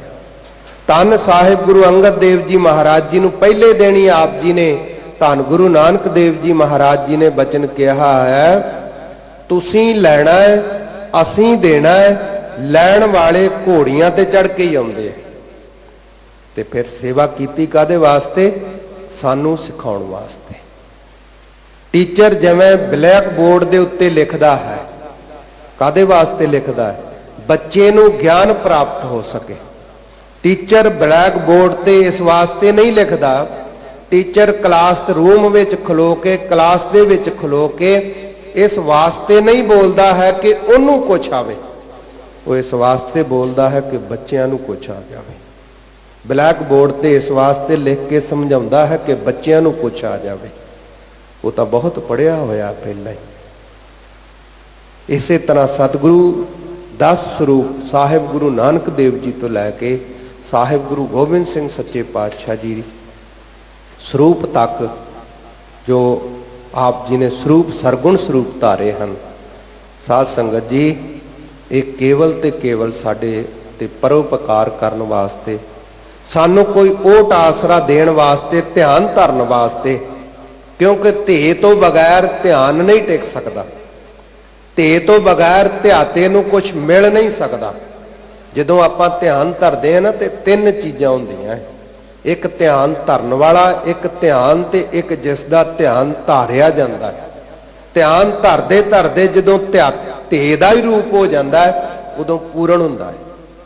ਤੇ ਇਸ ਵਾਸਤੇ ਸਤਿਗੁਰਾਂ ਨੇ ਬਹੁਤ ਰਹਿਮਤਾਂ ਤੇ ਬਖਸ਼ਿਸ਼ਾਂ ਕੀਤੀਆਂ। ਧੰਨ ਸਾਹਿਬ ਗੁਰੂ ਅਮਰਦਾਸ ਸੱਚੇ ਪਾਤਸ਼ਾਹ ਜੀ, ਜਿਨ੍ਹਾਂ ਨੇ ਸਾਨੂੰ ਸਿੱਖੀ ਕਮਾ ਕੇ ਦੱਸੀ ਹੈ ਕਿ ਗੁਰਸਿੱਖਾ ਇਸ ਢੰਗ ਨਾਲ ਸਿੱਖ ਬਣਨਾ ਹੈ। ਉਹ ਮਿਹਰਾਂ ਕਰਦੇ ਹਨ ਜੀ। ਬਨਸਪਤ ਮੌਲੀ ਚੜਿਆ ਬਸੰਤ। ਭਾਈ ਗੁਰਸਿੱਖਾ ਜਦੋਂ ਬਸੰਤ ਚੜ੍ਹਦਾ ਹੈ ਨਾ, 4 ਚੁਫੇਰੇ ਜਿੰਨੀ ਬਨਸਪਤੀ ਹੈ, ਜਿੰਨੇ ਬੂਟੇ ਵੇਲ ਫੁੱਲ ਦਿਖਾਈ ਦਿੰਦੇ ਨੇ, ਇਹ ਸਾਰੇ ਹੀ ਮੌਲ ਜਾਂਦੇ ਨੇ, ਇਹ ਖਿੜ ਜਾਂਦੇ ਨੇ, ਇਹ ਹਰੇ ਹੋ ਜਾਂਦੇ ਨੇ। ਸਾਧ ਸੰਗਤ ਜੀ, ਜਲ ਪਾਣੀ ਦੇ ਅਨਜਲ ਦੀ ਬਦੌਲਤ ਦਾਸ ਬਾਹਰ ਬਹੁਤ ਵਰੀ ਗਿਆ ਹੈ। ਉੱਥੇ ਇੰਨੀ ਬਰਫ਼ ਪੈਂਦੀ ਹੈ, ਪਰ ਜਦੋਂ ਬਸੰਤ ਦੀ ਰੁੱਤ ਆਉਂਦੀ ਹੈ ਤੇ ਉੱਥੇ ਵੀ ਕਰੂੰਬਲਾਂ ਨਿਕਲਣੀਆਂ ਸ਼ੁਰੂ ਹੋ ਜਾਂਦੀਆਂ, ਉੱਥੇ ਵੀ ਫੁੱਲ ਖਿੜਨੇ ਸ਼ੁਰੂ ਹੋ ਜਾਂਦੇ। ਜਿਸ ਤਰ੍ਹਾਂ ਇੱਧਰ ਬਸੰਤ ਰੁੱਤ ਸ਼ੁਰੂ ਦੇ ਵਿੱਚ ਆਉਂਦੀ ਹੈ, ਫਿਰ ਹੌਲੀ ਹੌਲੀ ਫੁੱਲ ਖਿੜਦੇ ਨੇ, ਇਸੇ ਤਰ੍ਹਾਂ ਬਾਹਰ ਵੀ ਸਾਰੀ ਦੁਨੀਆ ਦੇ ਵਿੱਚ ਇਸੇ ਤਰ੍ਹਾਂ ਹੁੰਦਾ ਹੈ। ਜਦੋਂ ਬਸੰਤ ਆਉਂਦੀ ਹੈ, ਬਸੰਤ ਰੁੱਤ ਆਉਂਦੀ ਹੈ, ਧੰਨ ਸਾਹਿਬ ਗੁਰੂ ਗ੍ਰੰਥ ਸਾਹਿਬ ਸੱਚੇ ਪਾਤਸ਼ਾਹ ਜੀ ਬਖਸ਼ਿਸ਼ ਕਰਦੇ ਨੇ, ਭਾਈ ਉਦੋਂ ਬਨਸਪਤੀ ਮੌਲ ਜਾਂਦੀ ਹੈ, ਖਿੜ ਜਾਂਦੀ ਹੈ। ਇਹੋ ਮਨ ਮੌਲਿਆ ਸਤਿਗੁਰੂ ਸੰਗ। ਤੇ ਮਹਾਰਾਜ ਜੀ ਕਹਿੰਦੇ, ਬਾਹਰਲੀ ਖਿਲਾਵਟ ਦੇਖ ਕਰਕੇ, ਬਾਹਰਲੀ ਖਿਰਾਵਟ ਦੇਖ ਕੇ, ਬਾਹਰਲਾ ਖਿੜਿਆ ਹੋਇਆ ਸਾਰਾ ਸੰਸਾਰ ਦੇਖ ਕਰਕੇ ਮਨ ਨਹੀਂ ਮੌਲਦਾ। ਜੇ ਪ੍ਰਸੰਨ ਹੁੰਦਾ ਤੇ ਕੁਝ ਸਮੇਂ ਵਾਸਤੇ, ਪਰ ਮਨ ਦੇ ਵਿੱਚ ਫਿਰ ਨਾਲ ਹੀ ਨਿਰਾਸ਼ਾ ਆ ਜਾਂਦੀ ਹੈ। ਕਿਸੇ ਦੇ ਸੋਹਣੇ ਬਾਗ ਬਗੀਚੇ ਵੇਖ ਕੇ ਕਿ ਹਾਏ ਕਿਤੇ ਮੇਰੇ ਵੀ ਹੁੰਦੇ ਇਹੋ ਜਿਹੇ। ਬਹੁਤ ਸੁੰਦਰ ਫੁੱਲ ਕਿਸੇ ਦੇ ਘਰ ਵਿੱਚ ਦੇਖ ਕੇ, ਕਿਸੇ ਬਗੀਚੇ ਵਿੱਚ ਜਾਂਦੇ ਹਾਂ, ਟਿਕਟ ਦੇ ਕੇ ਜਾ ਕੇ ਸਭ ਕੁਝ ਦੇਖਦੇ ਹਾਂ। ਕੋਈ ਸੈਰ ਕਰਨ ਵਾਸਤੇ ਪਹਾੜਾਂ ਦੇ ਵਿੱਚ ਜਾਂਦਾ ਹੈ ਤੇ ਦੇਖ ਕੇ ਖੁਸ਼ ਹੁੰਦਾ ਹੈ, ਪਰ ਜਦੋਂ ਉੱਥੇ ਆ ਜਾਂਦਾ ਹੈ ਤੇ ਫਿਰ ਨਿਰਾਸ਼ ਹੁੰਦਾ ਹੈ। ਇਹ ਮਨ ਕਿਵੇਂ ਖੜੇਗਾ? ਪੂਰਨ ਸਤਿਗੁਰੂ ਜੀ ਦੇ ਨਾਲ ਮਿਲ ਕੇ। ਸਤਿਗੁਰ ਸੰਗ ਇਹੋ ਮਨ ਮੌਲਿਆ। ਅਨਵੈ ਕਰਕੇ ਅਰਥ ਕਰਾਂਗੇ ਜਦੋਂ ਤੇ ਸੌਖੇ ਸਮਝ ਆਉਣਗੇ, ਕਿਉਂਕਿ ਇਹ ਕਾਵ ਰੂਪ ਦੇ ਵਿੱਚ ਨੇ। ਜਦੋਂ ਸਤਿਗੁਰਾਂ ਨੂੰ ਮਿਲਦੇ ਹਾਂ ਤਾਂ ਇਹ ਮਨ ਮੌਲਿਆ ਖਿੜ ਜਾਂਦਾ ਹੈ। ਤੇ ਬਖਸ਼ਿਸ਼ ਕੀ ਪ੍ਰਾਪਤ ਹੁੰਦੀ ਹੈ? ਜਿਵੇਂ ਬਸੰਤ ਰੁੱਤ ਦੇ ਵਿੱਚ ਬਨਸਪਤੀ ਖਿੜਦੀ ਹੈ, ਇਸ ਤਰ੍ਹਾਂ ਆਪਣਾ ਅੰਗ ਅੰਗ ਖਿੜ ਜਾਂਦਾ ਹੈ। ਬਸੰਤ ਕੀ ਹੈ? ਸਾਹਿਬ ਸ੍ਰੀ ਗੁਰੂ ਗ੍ਰੰਥ ਸਾਹਿਬ ਜੀ ਮਹਾਰਾਜ ਇਹ ਵੀ ਬਖਸ਼ਿਸ਼ ਕਰਦੇ ਨੇ, ਪਰਮਾਤਮਾ ਵੀ ਬਸੰਤ ਰੂਪ ਹੈ, ਜਿਹੜਾ ਇੱਕ ਸਰੂਪ ਹੈ, ਸਾਰਿਆਂ ਨੂੰ ਖੜਾਉਣ ਵਾਲਾ ਹੈ, ਸਾਰਿਆਂ ਵਿੱਚ ਚੇਤਨ ਸੱਤਾ ਦੇਣ ਵਾਲਾ ਹੈ। ਆਪ ਬਸੰਤ ਜਗਤ ਸਭ ਵਾੜੀ। ਸਾਹਿਬ ਗੁਰੂ ਗ੍ਰੰਥ ਸਾਹਿਬ ਜੀ ਕਹਿੰਦੇ ਆਪ ਬਸੰਤ ਜਗਤ ਸਭ ਵਾੜੀ। ਇਹ ਜਿੰਨਾ ਜਗਤ ਹੈ, ਸੰਸਾਰ ਹੈ, ਸਭ ਬਗੀਚਾ ਰੂਪ ਹੈ। ਪਰਮਾਤਮਾ ਆਪ ਹੀ ਬਸੰਤ ਰੂਪ ਹੈ, ਜਿਹਦੀ ਚੇਤਨ ਸੱਤਾ ਦੇ ਨਾਲ ਅਸੀਂ ਤੁਰੇ ਫਿਰ ਰਹੇ ਹਾਂ, ਜਿਹਦੀ ਚੇਤਨ ਸੱਤਾ ਦੇ ਨਾਲ ਸੂਰਜ ਚਮਕ ਰਿਹਾ ਹੈ, ਜਿਹਦੀ ਚੇਤਨ ਸੱਤਾ ਦੇ ਨਾਲ ਚੰਦਰਮਾ ਹੈ, ਤਾਰੇ ਨਖੱਤਰ ਨੇ, ਜਿਹਦੀ ਚੇਤਨ ਸੱਤਾ ਦੇ ਨਾਲ ਸਾਰਾ ਸੰਸਾਰ ਮੋਲਿਆ ਹੋਇਆ ਹੈ, ਉਹ ਪਰਮਾਤਮਾ ਆਪ ਹੀ ਬਸੰਤ ਰੂਪ ਹੈ। ਜਦੋਂ ਹਿਰਦੇ ਦੇ ਵਿੱਚ ਉਹ ਚੜ੍ਹਦਾ ਹੈ, ਜਿਵੇਂ ਬਨਸਪਤੀ ਮੌਲਦੀ ਹੈ, ਇਸ ਤਰੀਕੇ ਨਾਲ ਸਾਡਾ ਤਨ ਮਨ ਸਭ ਹਰਿਆ ਹੋ ਜਾਂਦਾ ਹੈ। ਗੁਰਮੁਖਾਂ ਨੇ ਐਗਜ਼ਾਮਪਲ ਦੇ ਕੇ ਸਾਨੂੰ ਸਮਝਾਇਆ ਹੈ। ਧੰਨ ਸਾਹਿਬ ਗੁਰੂ ਅਮਰਦਾਸ ਜੀ ਮਹਾਰਾਜ ਜੀ ਜੋ ਕਿਰਪਾ ਕਰ ਰਹੇ ਨੇ, ਇਹਦੀ ਵਿਆਖਿਆ ਕਰਦੇ ਹੋਏ ਐਗਜ਼ਾਮਪਲ ਦੇ ਦੁਆਰਾ ਸੰਤ ਗਿਆਨੀ ਗੁਰਬਚਨ ਸਿੰਘ ਖਾਲਸਾ ਜੀ ਕਹਿੰਦੇ ਸਾਡਾ ਹਿਰਦਾ ਜਿਹੜਾ ਧਰਤੀ ਦੀ ਨਿਆਈ ਹੈ, ਇਹਦੇ ਵਿੱਚ ਸ਼ਰਧਾ ਰੂਪੀ ਬੀਜ ਹੈ। ਕਿਉਂਕਿ ਬੀਜ ਦੇ ਵਿੱਚੋਂ ਹੀ ਅੰਕੁਰ ਫੁੱਟਦਾ ਹੈ, ਬੀਜ ਦੇ ਵਿੱਚੋਂ ਹੀ ਲਗਰਾਂ ਨਿਕਲਦੀਆਂ, ਬੀਜ ਦੇ ਵਿੱਚੋਂ ਹੀ ਪੱਤੇ, ਫੁੱਲ, ਟਾਹਣੀਆਂ ਤੇ ਫਲ ਨਿਕਲਦਾ। ਜੇ ਬੀਜ ਨਹੀਂ ਤੇ ਕੁਛ ਵੀ ਨਹੀਂ। ਸ਼ਰਧਾ ਰੂਪੀ ਬੀਜ ਹੈ, ਹਿਰਦੇ ਰੂਪੀ ਧਰਤੀ ਹੈ, ਜਿਹਦੇ ਵਿੱਚ ਪੂਰਨ ਨਿਸ਼ਚੈ ਰੂਪ ਜੜ ਨਿਕਲਦੀ ਹੈ। ਸ਼ਰਧਾ ਰੂਪੀ ਬੀਜ ਵਿੱਚੋਂ ਹੀ ਨਿਸ਼ਚਾ ਪ੍ਰਗਟ ਹੋਏਗਾ। ਸ਼ਰਧਾ ਰੂਪੀ ਬੀਜ ਦੇ ਵਿੱਚੋਂ ਹੀ ਗੁਰੂ ਕੇ ਸਿੱਖੋ ਪ੍ਰੇਮ ਪ੍ਰਗਟ ਹੋਏਗਾ। ਤੇ ਸ਼ਰਧਾ ਕੀ ਹੈ? ਸਿਰ ਦੇਣ ਤੱਕ ਜੋ ਨਿਸ਼ਚਾ ਹੈ ਉਹਨੂੰ ਸ਼ਰਧਾ ਕਿਹਾ ਜਾਂਦਾ ਹੈ। ਧੰਨ ਸਾਹਿਬ ਗੁਰੂ ਗ੍ਰੰਥ ਸਾਹਿਬ ਜੀ ਮਹਾਰਾਜ ਜੀ ਦੀ ਬਾਣੀ, ਇੱਕ ਇੱਕ ਅੱਖਰ ਅਕਾਲ ਪੁਰਖ ਵਾਹਿਗੁਰੂ ਦੀ ਬਖਸ਼ਿਸ਼, ਉਹਨਾਂ ਦਾ ਸਰੂਪ ਹੈ। ਸਤਿਗੁਰਾਂ ਦੀ ਬਾਣੀ ਤਿੰਨ ਸਮੇਂ ਹੀ ਸੱਤ ਹੈ। ਪਹਿਲਾਂ ਵੀ ਸੱਤ ਸੀ, ਹੁਣ ਵੀ ਸੱਚ ਹੈ, ਆਉਣ ਵਾਲੇ ਸਮੇਂ ਵਿੱਚ ਵੀ ਇਹ ਬਾਣੀ ਸੱਚ ਸਰੂਪ ਹੈ। ਇਹਨੂੰ ਕੋਈ ਝੁਠਲਾ ਨਹੀਂ ਸਕਦਾ, ਇਹ ਝੂਠੀ ਨਹੀਂ ਹੈ। ਸਤਿਗੁਰੂ ਗੁਰੂ ਨਾਨਕ ਦੇਵ ਜੀ ਮਹਾਰਾਜ ਸੱਚੇ ਪਾਤਸ਼ਾਹ ਜੀ ਨੇ ਕਿਰਪਾ ਕੀਤੀ, ਧਰੋਂ ਇਹ ਦਾਤ ਲਿਆ ਕੇ ਦਿੱਤੀ ਹੈ। ਸਾਹਿਬ ਗੁਰੂ ਨਾਨਕ ਦੇਵ ਜੀ ਮਹਾਰਾਜ ਆਪ ਵੀ ਬਚਨ ਕਰਦੇ ਨੇ, ਭਾਈ ਲਾਲੋ ਮੈਂ ਨਹੀਂ ਜੇ ਬੋਲਦਾ। ਭਾਈ ਲਾਲੋ ਜਦੋਂ ਇਸ ਤਰ੍ਹਾਂ ਦੇ ਦੁਨੀਆ ਦੇ ਹਾਲਾਤ ਹੋ ਗਏ, ਉਦੋਂ ਕਤਲੋ ਤੇ ਗਾਰਤ ਹੋਏਗੀ, ਖੋਖ ਤੇ ਖਿੰਝ ਹੋਏਗਾ, ਇਨਸਾਫ ਖੰਭ ਲਾ ਕੇ ਉੱਡ ਜਾਏਗਾ।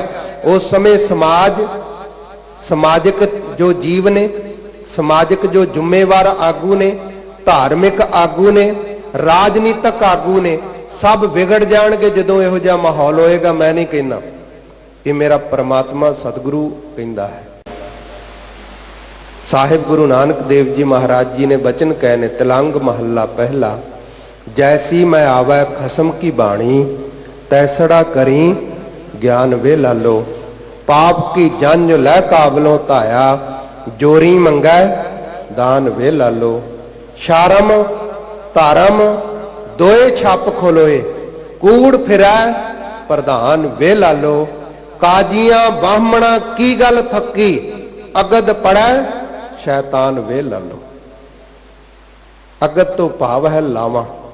ਲਾਵਾਂ ਸ਼ੈਤਾਨ ਕੌਣ? ਕਾਮਦੇਵ, ਕੰਮ ਪੜਦਾ ਹੈ, ਵਿਕਾਰੀ ਜੀਵ, ਜਿੱਥੇ ਮਰਜੀ ਮੁੰਡੇ ਕੁੜੀਆਂ ਤੁਰੇ ਫਿਰਦੇ ਨੇ।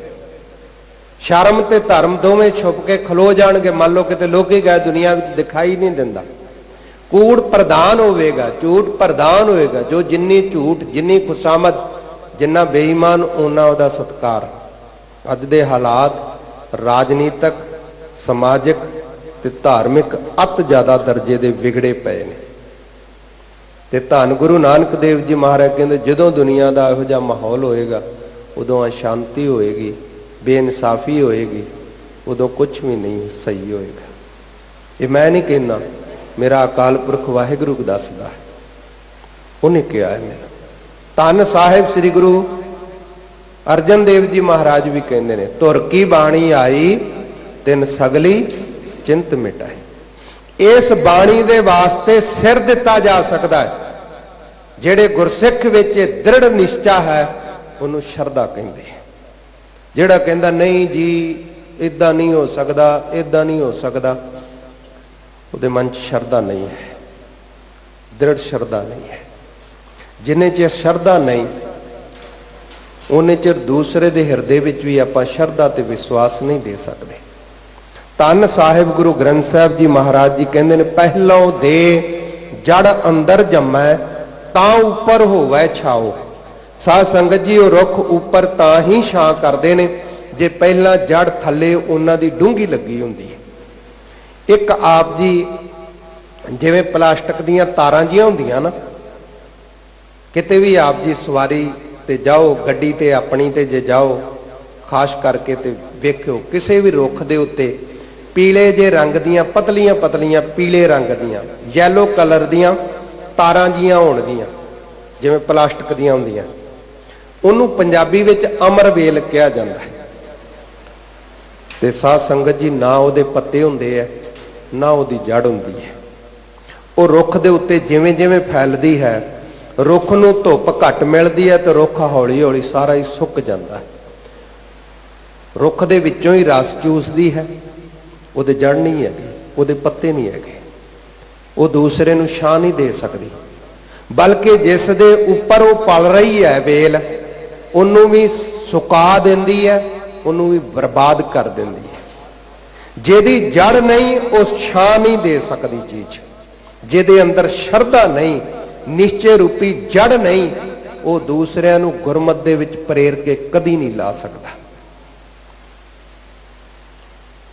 ਧੰਨ सतगुरु साहिब गुरु अमरदास जी महाराज कहते, गुरसिखा शरधा रूपी बीज दे विचों निश्चय भरोसे रूपी जड़ निकलेगी, प्रेम रूपी अंकुर फुटेगा, प्रेम रूपी अंकुर फुटेगा। फिर ਉਹਦੇ ਵਿੱਚੋਂ सत संतोख दया धर्म विचार रूपी पत्रे निकलणगे। ये फिर वड्डा हुंदा हुंदा इहदे उत्ते टहणियां आ जाणगियां, करुणा मैत्री मुदता ते उपेख्या।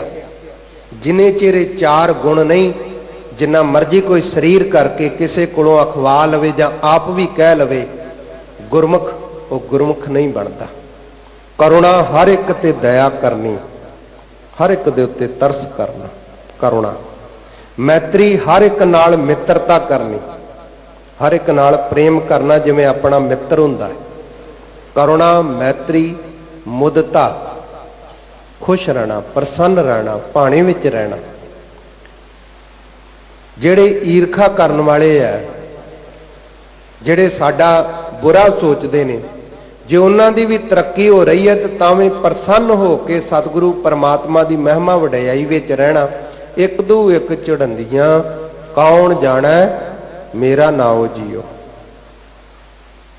ते चौथा गुण है उपेख्या। ये चार गुण गुरमुखां दे गुण ने। करुणा हर एक ते तरस करना, मैत्री हर एक नाल मित्रता करनी, मित्रवत समझना। जिवें अपने मित्र नूं प्यार करीदा, उहदी जमीन जायदाद उहदी शोभा वडियाई वधदी ते खुश होईदा है। मुदता प्रसन्न रहना। चौथा उपेख्या बेपरवाह रहना। भावें कोई बचन मनदा है भावें नहीं मनदा, उहदे खड़े नहीं पैना। किसी नूं समझाया है, मन लिया, उहदे कर्म चंगे, उहदे भाग चंगे। नहीं मनदा वो जाने गुरु जाने, चंगे भाग होणगे जिंदगी विच जे चंगी किस्मत होएगी आपे समझ जाएगा, नहीं तो वो जाने परमात्मा जाने। जिद नहीं करनी कि इहनूं समझा के ही छड्डना, अंदरों खिजदे नहीं रहना। भावें भैण भरा होण ते भावें कोई होर होण, किसी नूं भी समझाया खिजना नहीं। अपने बच्चों नूं भी समझाउणा है पर अंदरों नहीं खिजना। जिहदे अंदर ये गुण आ गए ने चार, वो गुरमुख है। ये टहनियां फिर अंदरों पुटदियां ते इन्हां टाहनियां दे उत्ते ही सत संतोख दया धर्म करुणा मैत्री मुदता दे पत्रे लगते जाणगे। फिर इन्हां ते ही धर्म रूपी फुल लगेगा, धर्म रूपी फुल प्राप्त होएगा ते फिर ब्रह्म ज्ञान रूपी फल लगेगा। सतगुरु साहिब गुरु ग्रंथ साहिब सच्चे पातशाह जी भी बख्शिश करके कहते ने, धर्म फुल फल ज्ञान। ਜਿਵੇਂ ਬਸੰਤ ਰੁੱਤ ਦੇ ਵਿੱਚ ਪੱਤਰੇ ਨਿਕਲਦੇ ਆ, ਫੁੱਲ ਨਿਕਲਦੇ ਆ, ਫਿਰ ਫਲ ਲੱਗਦੇ ਹਨ, ਇਸੇ ਤਰ੍ਹਾਂ ਜਦੋਂ ਹਿਰਦੇ ਦੇ ਵਿੱਚ ਪਰਮਾਤਮਾ ਰੂਪੀ ਬਸੰਤ ਆ ਜਾਂਦਾ ਹੈ, ਬਸੰਤ ਖਿੜ ਜਾਂਦੀ ਹੈ, ਉਦੋਂ ਸਾਧ ਸੰਗਤ ਜੀ ਫਿਰ ਸ਼ਰਧਾ ਰੂਪੀ ਜਿਹੜਾ ਬੀਜ ਹੈ ਉਹਦੇ ਵਿੱਚੋਂ ਨਿਸ਼ਚੇ, ਦ੍ਰਿੜ ਨਿਸ਼ਚੇ ਰੂਪੀ ਜੜ ਨਿਕਲਦੀ ਹੈ। ਉਹਦੇ ਵਿੱਚੋਂ ਪ੍ਰੇਮ ਦਾ ਅੰਕੁਰਤਾ ਨੂੰ ਫੁੱਟਦਾ, ਜਿਹੜਾ ਤਣਾ ਬਣਨਾ ਹੈ। ਉਹਦੇ ਵਿੱਚੋਂ ਫਿਰ ਕਰੁਣਾ, ਮੈਤਰੀ, ਮੁਦਤਾ, ਉਪੇਖਿਆ ਦੀਆਂ ਟਾਹਣੀਆਂ ਨਿਕਲਦੀਆਂ। ਉਹਦੇ ਵਿੱਚੋਂ ਫਿਰ ਸਤ, ਸੰਤੋਖ, ਦਇਆ, ਧਰਮ, ਵਿਚਾਰ ਦੇ ਪੱਤੇ ਨਿਕਲਦੇ ਆ। ਫਿਰ ਉਹਨਾਂ ਦੇ ਉੱਤੇ ਧਰਮ ਰੂਪੀ ਫੁੱਲ ਲੱਗਦੇ ਆ, ਜਿਨ੍ਹਾਂ ਦੀ ਸੁਗੰਧੀ ਤੇ ਮਹਿਕ ਚਾਰ ਚੁਫੇਰੇ ਵਾਤਾਵਰਣ ਨੂੰ ਖਿੜਾ ਦਿੰਦੀ ਹੈ। ਫਿਰ ਇਹਨਾਂ ਦੇ ਫੁੱਲਾਂ ਦੇ ਵਿੱਚੋਂ ਹੀ ਸਾਧ ਸੰਗਤ ਜੀ ਬ੍ਰਹਮ ਗਿਆਨ ਦਾ ਫਲ ਲੱਗਦਾ ਹੈ। ਤੇ ਫਲ ਦੇ ਜਦੋਂ ਪੱਕ ਜਾਂਦਾ ਹੈ, ਤੇ ਜਦੋਂ ਬ੍ਰਹਮ ਗਿਆਨ ਹਿਰਦੇ 'ਚ ਪੱਕ ਜਾਂਦਾ ਹੈ, ਫਿਰ ਫਲ ਦੇ ਵਿੱਚ ਕੀ ਹੈ? ਬੀਜ ਪਰਮਾਤਮਾ। ਫਲ ਪਾਕੇ ਤੇ ਏਕੰਕਾਰਾ। ਹਰ ਫਲ ਦੇ ਵਿੱਚ ਜਿਵੇਂ ਬੀਜ ਹੈ, ਜਦੋਂ ਰੁੱਖ ਦੇ ਉਹਦੇ ਵਿੱਚੋਂ ਨਿਕਲਦੇ, ਤੇ ਇਹ ਸੰਸਾਰ ਦੇ ਵਿੱਚ ਵੀ ਫਿਰ ਪਰਮਾਤਮਾ ਹੀ ਹੈ। ਇਹ ਵਿਸ ਸੰਸਾਰ ਤੁਮ ਦੇਖਦੇ, ਇਹੋ ਹਰ ਕਾ ਰੂਪ ਹੈ, ਹਰ ਰੂਪ ਨਦਰੀ ਆਇਆ। ਐਸੀ ਬਖਸ਼ਿਸ਼ ਪ੍ਰਾਪਤ ਹੋ ਜਾਂਦੀ ਹੈ। ਪਰ ਹੋਵੇਗੀ ਇਹ ਤਾਂ, ਮਨ ਤਾਂ ਮੋਲੇਗਾ ਜੇ ਸਤਿਗੁਰੂ ਦੀ ਸੰਗਤ ਕਰਾਂਗੇ, ਸਤਿਗੁਰੂ ਸਾਹਿਬ ਜੀ ਨੂੰ ਸਦਾ ਅੰਗ ਸੰਗ ਸਮਝਾਂਗੇ, ਗੁਰੂ ਸਾਹਿਬ ਜੀ ਨੂੰ ਹਾਜ਼ਰ ਨਾਜ਼ਰ ਜਾਣਾਂਗੇ ਸਾਰੇ ਥਾਵਾਂ ਦੇ ਉੱਤੇ। ਇਹ ਨਹੀਂ ਕਿ ਗੁਰੂ ਘਰ ਖੜਾ ਹੈ ਤੇ ਕਹਿਣਾ ਸਹੁੰ ਦੇਣੀ ਜੀ ਮੈਂ ਝੂਠ ਨਹੀਂ ਬੋਲਦਾ ਜੀ, ਮੈਂ ਗੁਰਦੁਆਰੇ ਖੜਾ ਹੈ। ਇਹਦਾ ਮਤਲਬ ਇਹ ਨਹੀਂ ਸਾਧ ਸੰਗਤ ਜੀ ਕਿ ਸੜਕ ਤੇ ਖਲੋ ਕੇ ਤੇ ਲੁੱਟੀ ਜਾਈਏ ਤੇ ਝੂਠ ਬੋਲੀ ਜਾਈਏ। ਧਰਮ ਦੋ ਤਰ੍ਹਾਂ ਦੇ ਸਾਧ ਸੰਗਤ ਜੀ, ਇੱਕ ਹੈ ਸਵੈ ਧਰਮ, ਇੱਕ ਹੈ ਸਾਰਿਆਂ ਦਾ ਸਾਂਝਾ ਧਰਮ। ਮੈਂ ਸਿੱਖਾਂ ਦੀ ਹੀ ਗੱਲ ਕਰਦਾ ਹਾਂ। ਖੰਡੇ ਬਾਟੇ ਦੀ ਪਹੁਲ ਛਕਣੀ, ਪੰਜਾਂ ਕਕਾਰਾਂ ਨੂੰ ਧਾਰਨ ਕਰਨਾ, ਅੰਮ੍ਰਿਤ ਵੇਲੇ ਦੇ ਨਿਤਨੇਮ ਤੇ ਸ਼ਾਮ ਦੇ ਨਿਤਨੇਮ ਦੇ ਵਿੱਚ ਪਰਪੱਕ ਰਹਿਣਾ, ਨਿੰਦਾ ਚੁਗਲੀ ਝੂਠ ਦਾ ਤਿਆਗ, ਬੇਈਮਾਨੀ ਠੱਗੀ ਠੋਰੀ ਦਾ ਤਿਆਗ ਕਰਨਾ, ਰਹਿਤਾਂ ਦੇ ਵਿੱਚ ਪਰਪੱਕ ਰਹਿਣਾ, ਇਹ ਹਰ ਇੱਕ ਗੁਰਸਿੱਖ ਦਾ ਸਾਂਝਾ ਧਰਮ ਹੈ। ਇੱਕ ਧਰਮ ਆਪੋ ਆਪਣੀ ਡਿਊਟੀ ਦੇ ਅਨੁਸਾਰ ਹੈ। ਜੇ ਡਾਕਟਰ ਹੈ ਤਾਂ ਪਹਿਲਾਂ ਕਿਸੇ ਦੀ ਜੇਬ ਨਾ ਦੇਖ ਕੇ ਪੈਸੇ ਜਮ੍ਹਾਂ ਕਰਾਵੇਗਾ, ਤੇ ਐਕਸੀਡੈਂਟ ਵਿੱਚ ਆਇਆ ਮਰੀਜ਼ ਮੈਂ ਬਚਾਉਣਾ ਤੇ ਨਹੀਂ ਤੇ ਨਹੀਂ ਬਚਾਉਣਾ। ਡਾਕਟਰ ਦਾ ਇਹ ਫਰਜ਼ ਨਹੀਂ ਹੈ। ਡਾਕਟਰ ਦਾ ਇਹ ਧਰਮ ਵੱਖਰਾ ਹੋ ਜਾਂਦਾ ਹੈ। ਜੱਜ ਦਾ ਧਰਮ ਵੱਖਰਾ ਹੋ ਜਾਂਦਾ ਹੈ, ਇਨਸਾਫ ਦੇਣਾ। ਵਕੀਲ ਦਾ ਧਰਮ ਵੱਖਰਾ ਹੋ ਜਾਂਦਾ ਹੈ। ਸਿਪਾਹੀ ਦਾ ਡਿਊਟੀ ਤੇ ਪਰਪੱਕ ਰਹਿਣਾ ਧਰਮ ਵੱਖਰਾ ਹੋ ਜਾਂਦਾ ਹੈ। ਗਿਆਨੀ ਦਾ ਧਰਮ ਵੱਖਰਾ ਹੋ ਜਾਂਦਾ ਹੈ। ਅੰਮ੍ਰਿਤ ਵੇਲੇ ਉੱਠਿਆ ਜਾਂਦਾ ਹੈ ਕਿ ਨਹੀਂ ਉੱਠਿਆ ਜਾਂਦਾ, ਇਹ ਗੱਲ ਵੱਖਰੀ ਹੈ, ਪਰ ਅੰਮ੍ਰਿਤ ਵੇਲਾ ਹੈ। ਸਾਹਿਬ ਗੁਰੂ ਗ੍ਰੰਥ ਸਾਹਿਬ ਜੀ ਕਹਿੰਦੇ ਨੇ, ਭਗਤ ਅੰਮ੍ਰਿਤ ਵੇਲੇ ਵਤੈ ਕਾ ਖਾਏ ਖਰਚ ਰਹੇ, ਨਿਖੁੱਟਾ ਨਹੀਂ। ਉਹ ਸਮਾਂ ਹੈ ਜਦੋਂ ਗੁਰਮੁਖ ਬਖਸ਼ਾਂ ਪ੍ਰਾਪਤ ਕਰਦੇ ਨੇ। ਭਗਤ ਕੌਣ ਹੈ? ਜਿਹੜਾ ਹਰ ਟਾਈਮ ਹੀ ਬੰਦਗੀ 'ਚ ਰਹਿੰਦਾ, ਲੋੜ ਹੈ ਤੇ ਗੱਲ ਕਰ ਲਈ, ਨਹੀਂ ਤੇ ਨਹੀਂ। ਪਰ ਅੰਮ੍ਰਿਤ ਵੇਲਾ ਵੀ ਹੈ। ਚਾਲਾਂਗੇ ਪ੍ਰਭ ਨਾਮ ਜਪ, ਨਿਸਬਾਸਰ ਆਰਾਧ, ਕਾਰਾ ਤੁਝੈ ਨ ਵਿਆਪਈ, ਨਾਨਕ ਮਿਟੈ ਉਪਾਧ। ਗੁਰ ਸਤਿਗੁਰ ਕਾ ਜੋ ਸਿੱਖਾ ਖਾਏ, ਸੋ ਭਲ ਕੇ ਉੱਠ ਹਰ ਨਾਮ ਤੇ ਆਵੇ। ਠੀਕ ਹੈ, ਮੇਰੇ ਕੋਲੋਂ ਨਹੀਂ ਉੱਠਿਆ ਜਾਂਦਾ, ਮੈਨੂੰ ਦਲਿੱਦਰ ਚਿੰਬੜਦਾ, ਭਾਵੇਂ ਮੈਂ ਗਿਆਨੀ ਹਾਂ, ਤੇ ਇਹਦਾ ਮਤਲਬ ਇਹ ਕੋਈ ਥੋੜੀ ਮੈਂ ਅੰਮ੍ਰਿਤ ਵੇਲੇ ਦਾ ਖੰਡਨ ਕਰਾਂਗਾ। ਇਹ ਮੇਰੀ ਡਿਊਟੀ ਨਹੀਂ ਹੈ। ਮੇਰਾ ਔਗਣ ਹੈ ਗੁਰੂ ਕੀ ਸੰਗਤ ਅਸੀਸ ਦਵੇ। ਸਾਹਿਬਾਂ ਦੇ ਚਰਣੀ ਅਰਦਾਸ ਕਰੋ, ਧੰਨ ਗੁਰੂ ਗ੍ਰੰਥ ਸਾਹਿਬ ਜੀ ਮਿਹਰ ਕਰ ਦੇਣ। ਅੰਮ੍ਰਿਤ ਵੇਲੇ ਦਾ ਨਿਤਨੇਮ, ਸਿਮਰਨ, ਭਜਨ, ਸਾਰੀ ਦਿਹਾੜੀ ਨਾਮ ਜਪਣਾ, ਇਹ ਮੇਰੀ ਝੋਲੀ ਵਿੱਚ ਵੀ ਪੈ ਜਾਵੇ। ਇਹ ਮੈਂ ਮੰਗ ਕਰਾਂ, ਇਹ ਗੱਲ ਵੱਖਰੀ। ਕੋਈ ਵੀ ਜਿਹੜੀ ਡਿਊਟੀ ਕਰ ਰਹੇ ਆਪਣੀ, ਉਸ ਡਿਊਟੀ ਦੇ ਨਿਯਮਾਂ ਅਨੁਸਾਰ ਪਰਪੱਕਤਾ ਦੇ ਨਾਲ ਰਹਿਣਾ, ਇਹ ਧਰਮ ਸਾਰਿਆਂ ਦੇ ਵੱਖੋ ਵੱਖਰੇ ਨੇ। ਜਿੱਥੇ ਸਤਿਗੁਰੂ ਜੀ ਨੇ ਸਾਨੂੰ ਸਿੱਖੀ ਬਖਸ਼ਿਸ਼ ਕੀਤੀ ਹੈ, ਉੱਥੇ ਇਹ ਧਰਮ ਨਿਭਾਉਣ ਦੀ ਤਾਕੀਦ ਵੀ ਕੀਤੀ ਹੈ। ਇਸੇ ਵਾਸਤੇ ਧੰਨ ਗੁਰੂ ਨਾਨਕ ਦੇਵ ਜੀ ਮਹਾਰਾਜ ਸੱਚੇ ਪਾਤਸ਼ਾਹ ਜੀ ਨੇ ਦੁਕਾਨ ਕਰਕੇ ਵੀ, ਚਲਾ ਕੇ ਵਿਖਾ ਕੇ ਵੀ ਸਾਨੂੰ ਸਮਝਾਇਆ ਹੈ, ਗੁਰਮਤ ਪ੍ਰਚਾਰ ਕਰਕੇ ਵੀ ਸਮਝਾਇਆ ਹੈ, ਖੇਤੀਬਾੜੀ ਕਰਕੇ ਵੀ ਸਮਝਾਇਆ ਹੈ, ਤੇ ਬਾਣੀ ਦੇ ਵਿੱਚ ਵੀ ਸਮਝਾਇਆ ਹੈ। ਸਾਰੀਆਂ ਮੇਰਾਂ ਕੀਤੀਆਂ। ਇਹਨਾਂ ਧਰਮਾਂ ਵਿੱਚ ਜੋ ਪਰਪੱਕ ਰਹਿੰਦਾ ਹੋਇਆ ਆਪਣੇ ਸਤਿਗੁਰੂ ਜੀ ਦੇ ਨਾਲ ਮਿਲਦਾ ਹੈ ਤੇ ਮਹਾਰਾਜ ਜੀ ਕਹਿੰਦੇ ਮਨ ਹਰਿਆ ਭਰਿਆ ਖਿੜ ਜਾਂਦਾ ਹੈ।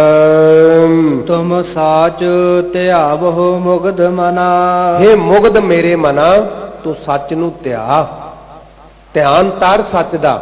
ਸਤਿਗੁਰੂ ਸਾਹਿਬ ਜੀ ਦਾ ਜੋ ਸਾਂਝਾ ਧਰਮ ਬਖਸ਼ਿਸ਼ ਕੀਤਾ ਹੋਇਆ ਹੈ ਸਿੱਖ ਵਾਸਤੇ, ਉਹਦਾ ਧਿਆਨ ਵੀ ਧਰ, ਤੇ ਜਿਹੜਾ ਡਿਊਟੀ ਦੇ ਅਨੁਸਾਰ ਧਰਮ ਹੈ ਉਹਦਾ ਧਿਆਨ ਵੀ ਧਰ। ਸਾਧ ਸੰਗਤ ਜੀ, ਇਸੇ ਗੱਲ ਦੀ ਕਮੀ ਹੁੰਦੀ ਹੈ ਜਿਸ ਕਰਕੇ ਸਮਾਜ ਦੇ ਵਿੱਚ ਬੇਇਨਸਾਫੀ ਵੱਧਦੀ ਹੈ।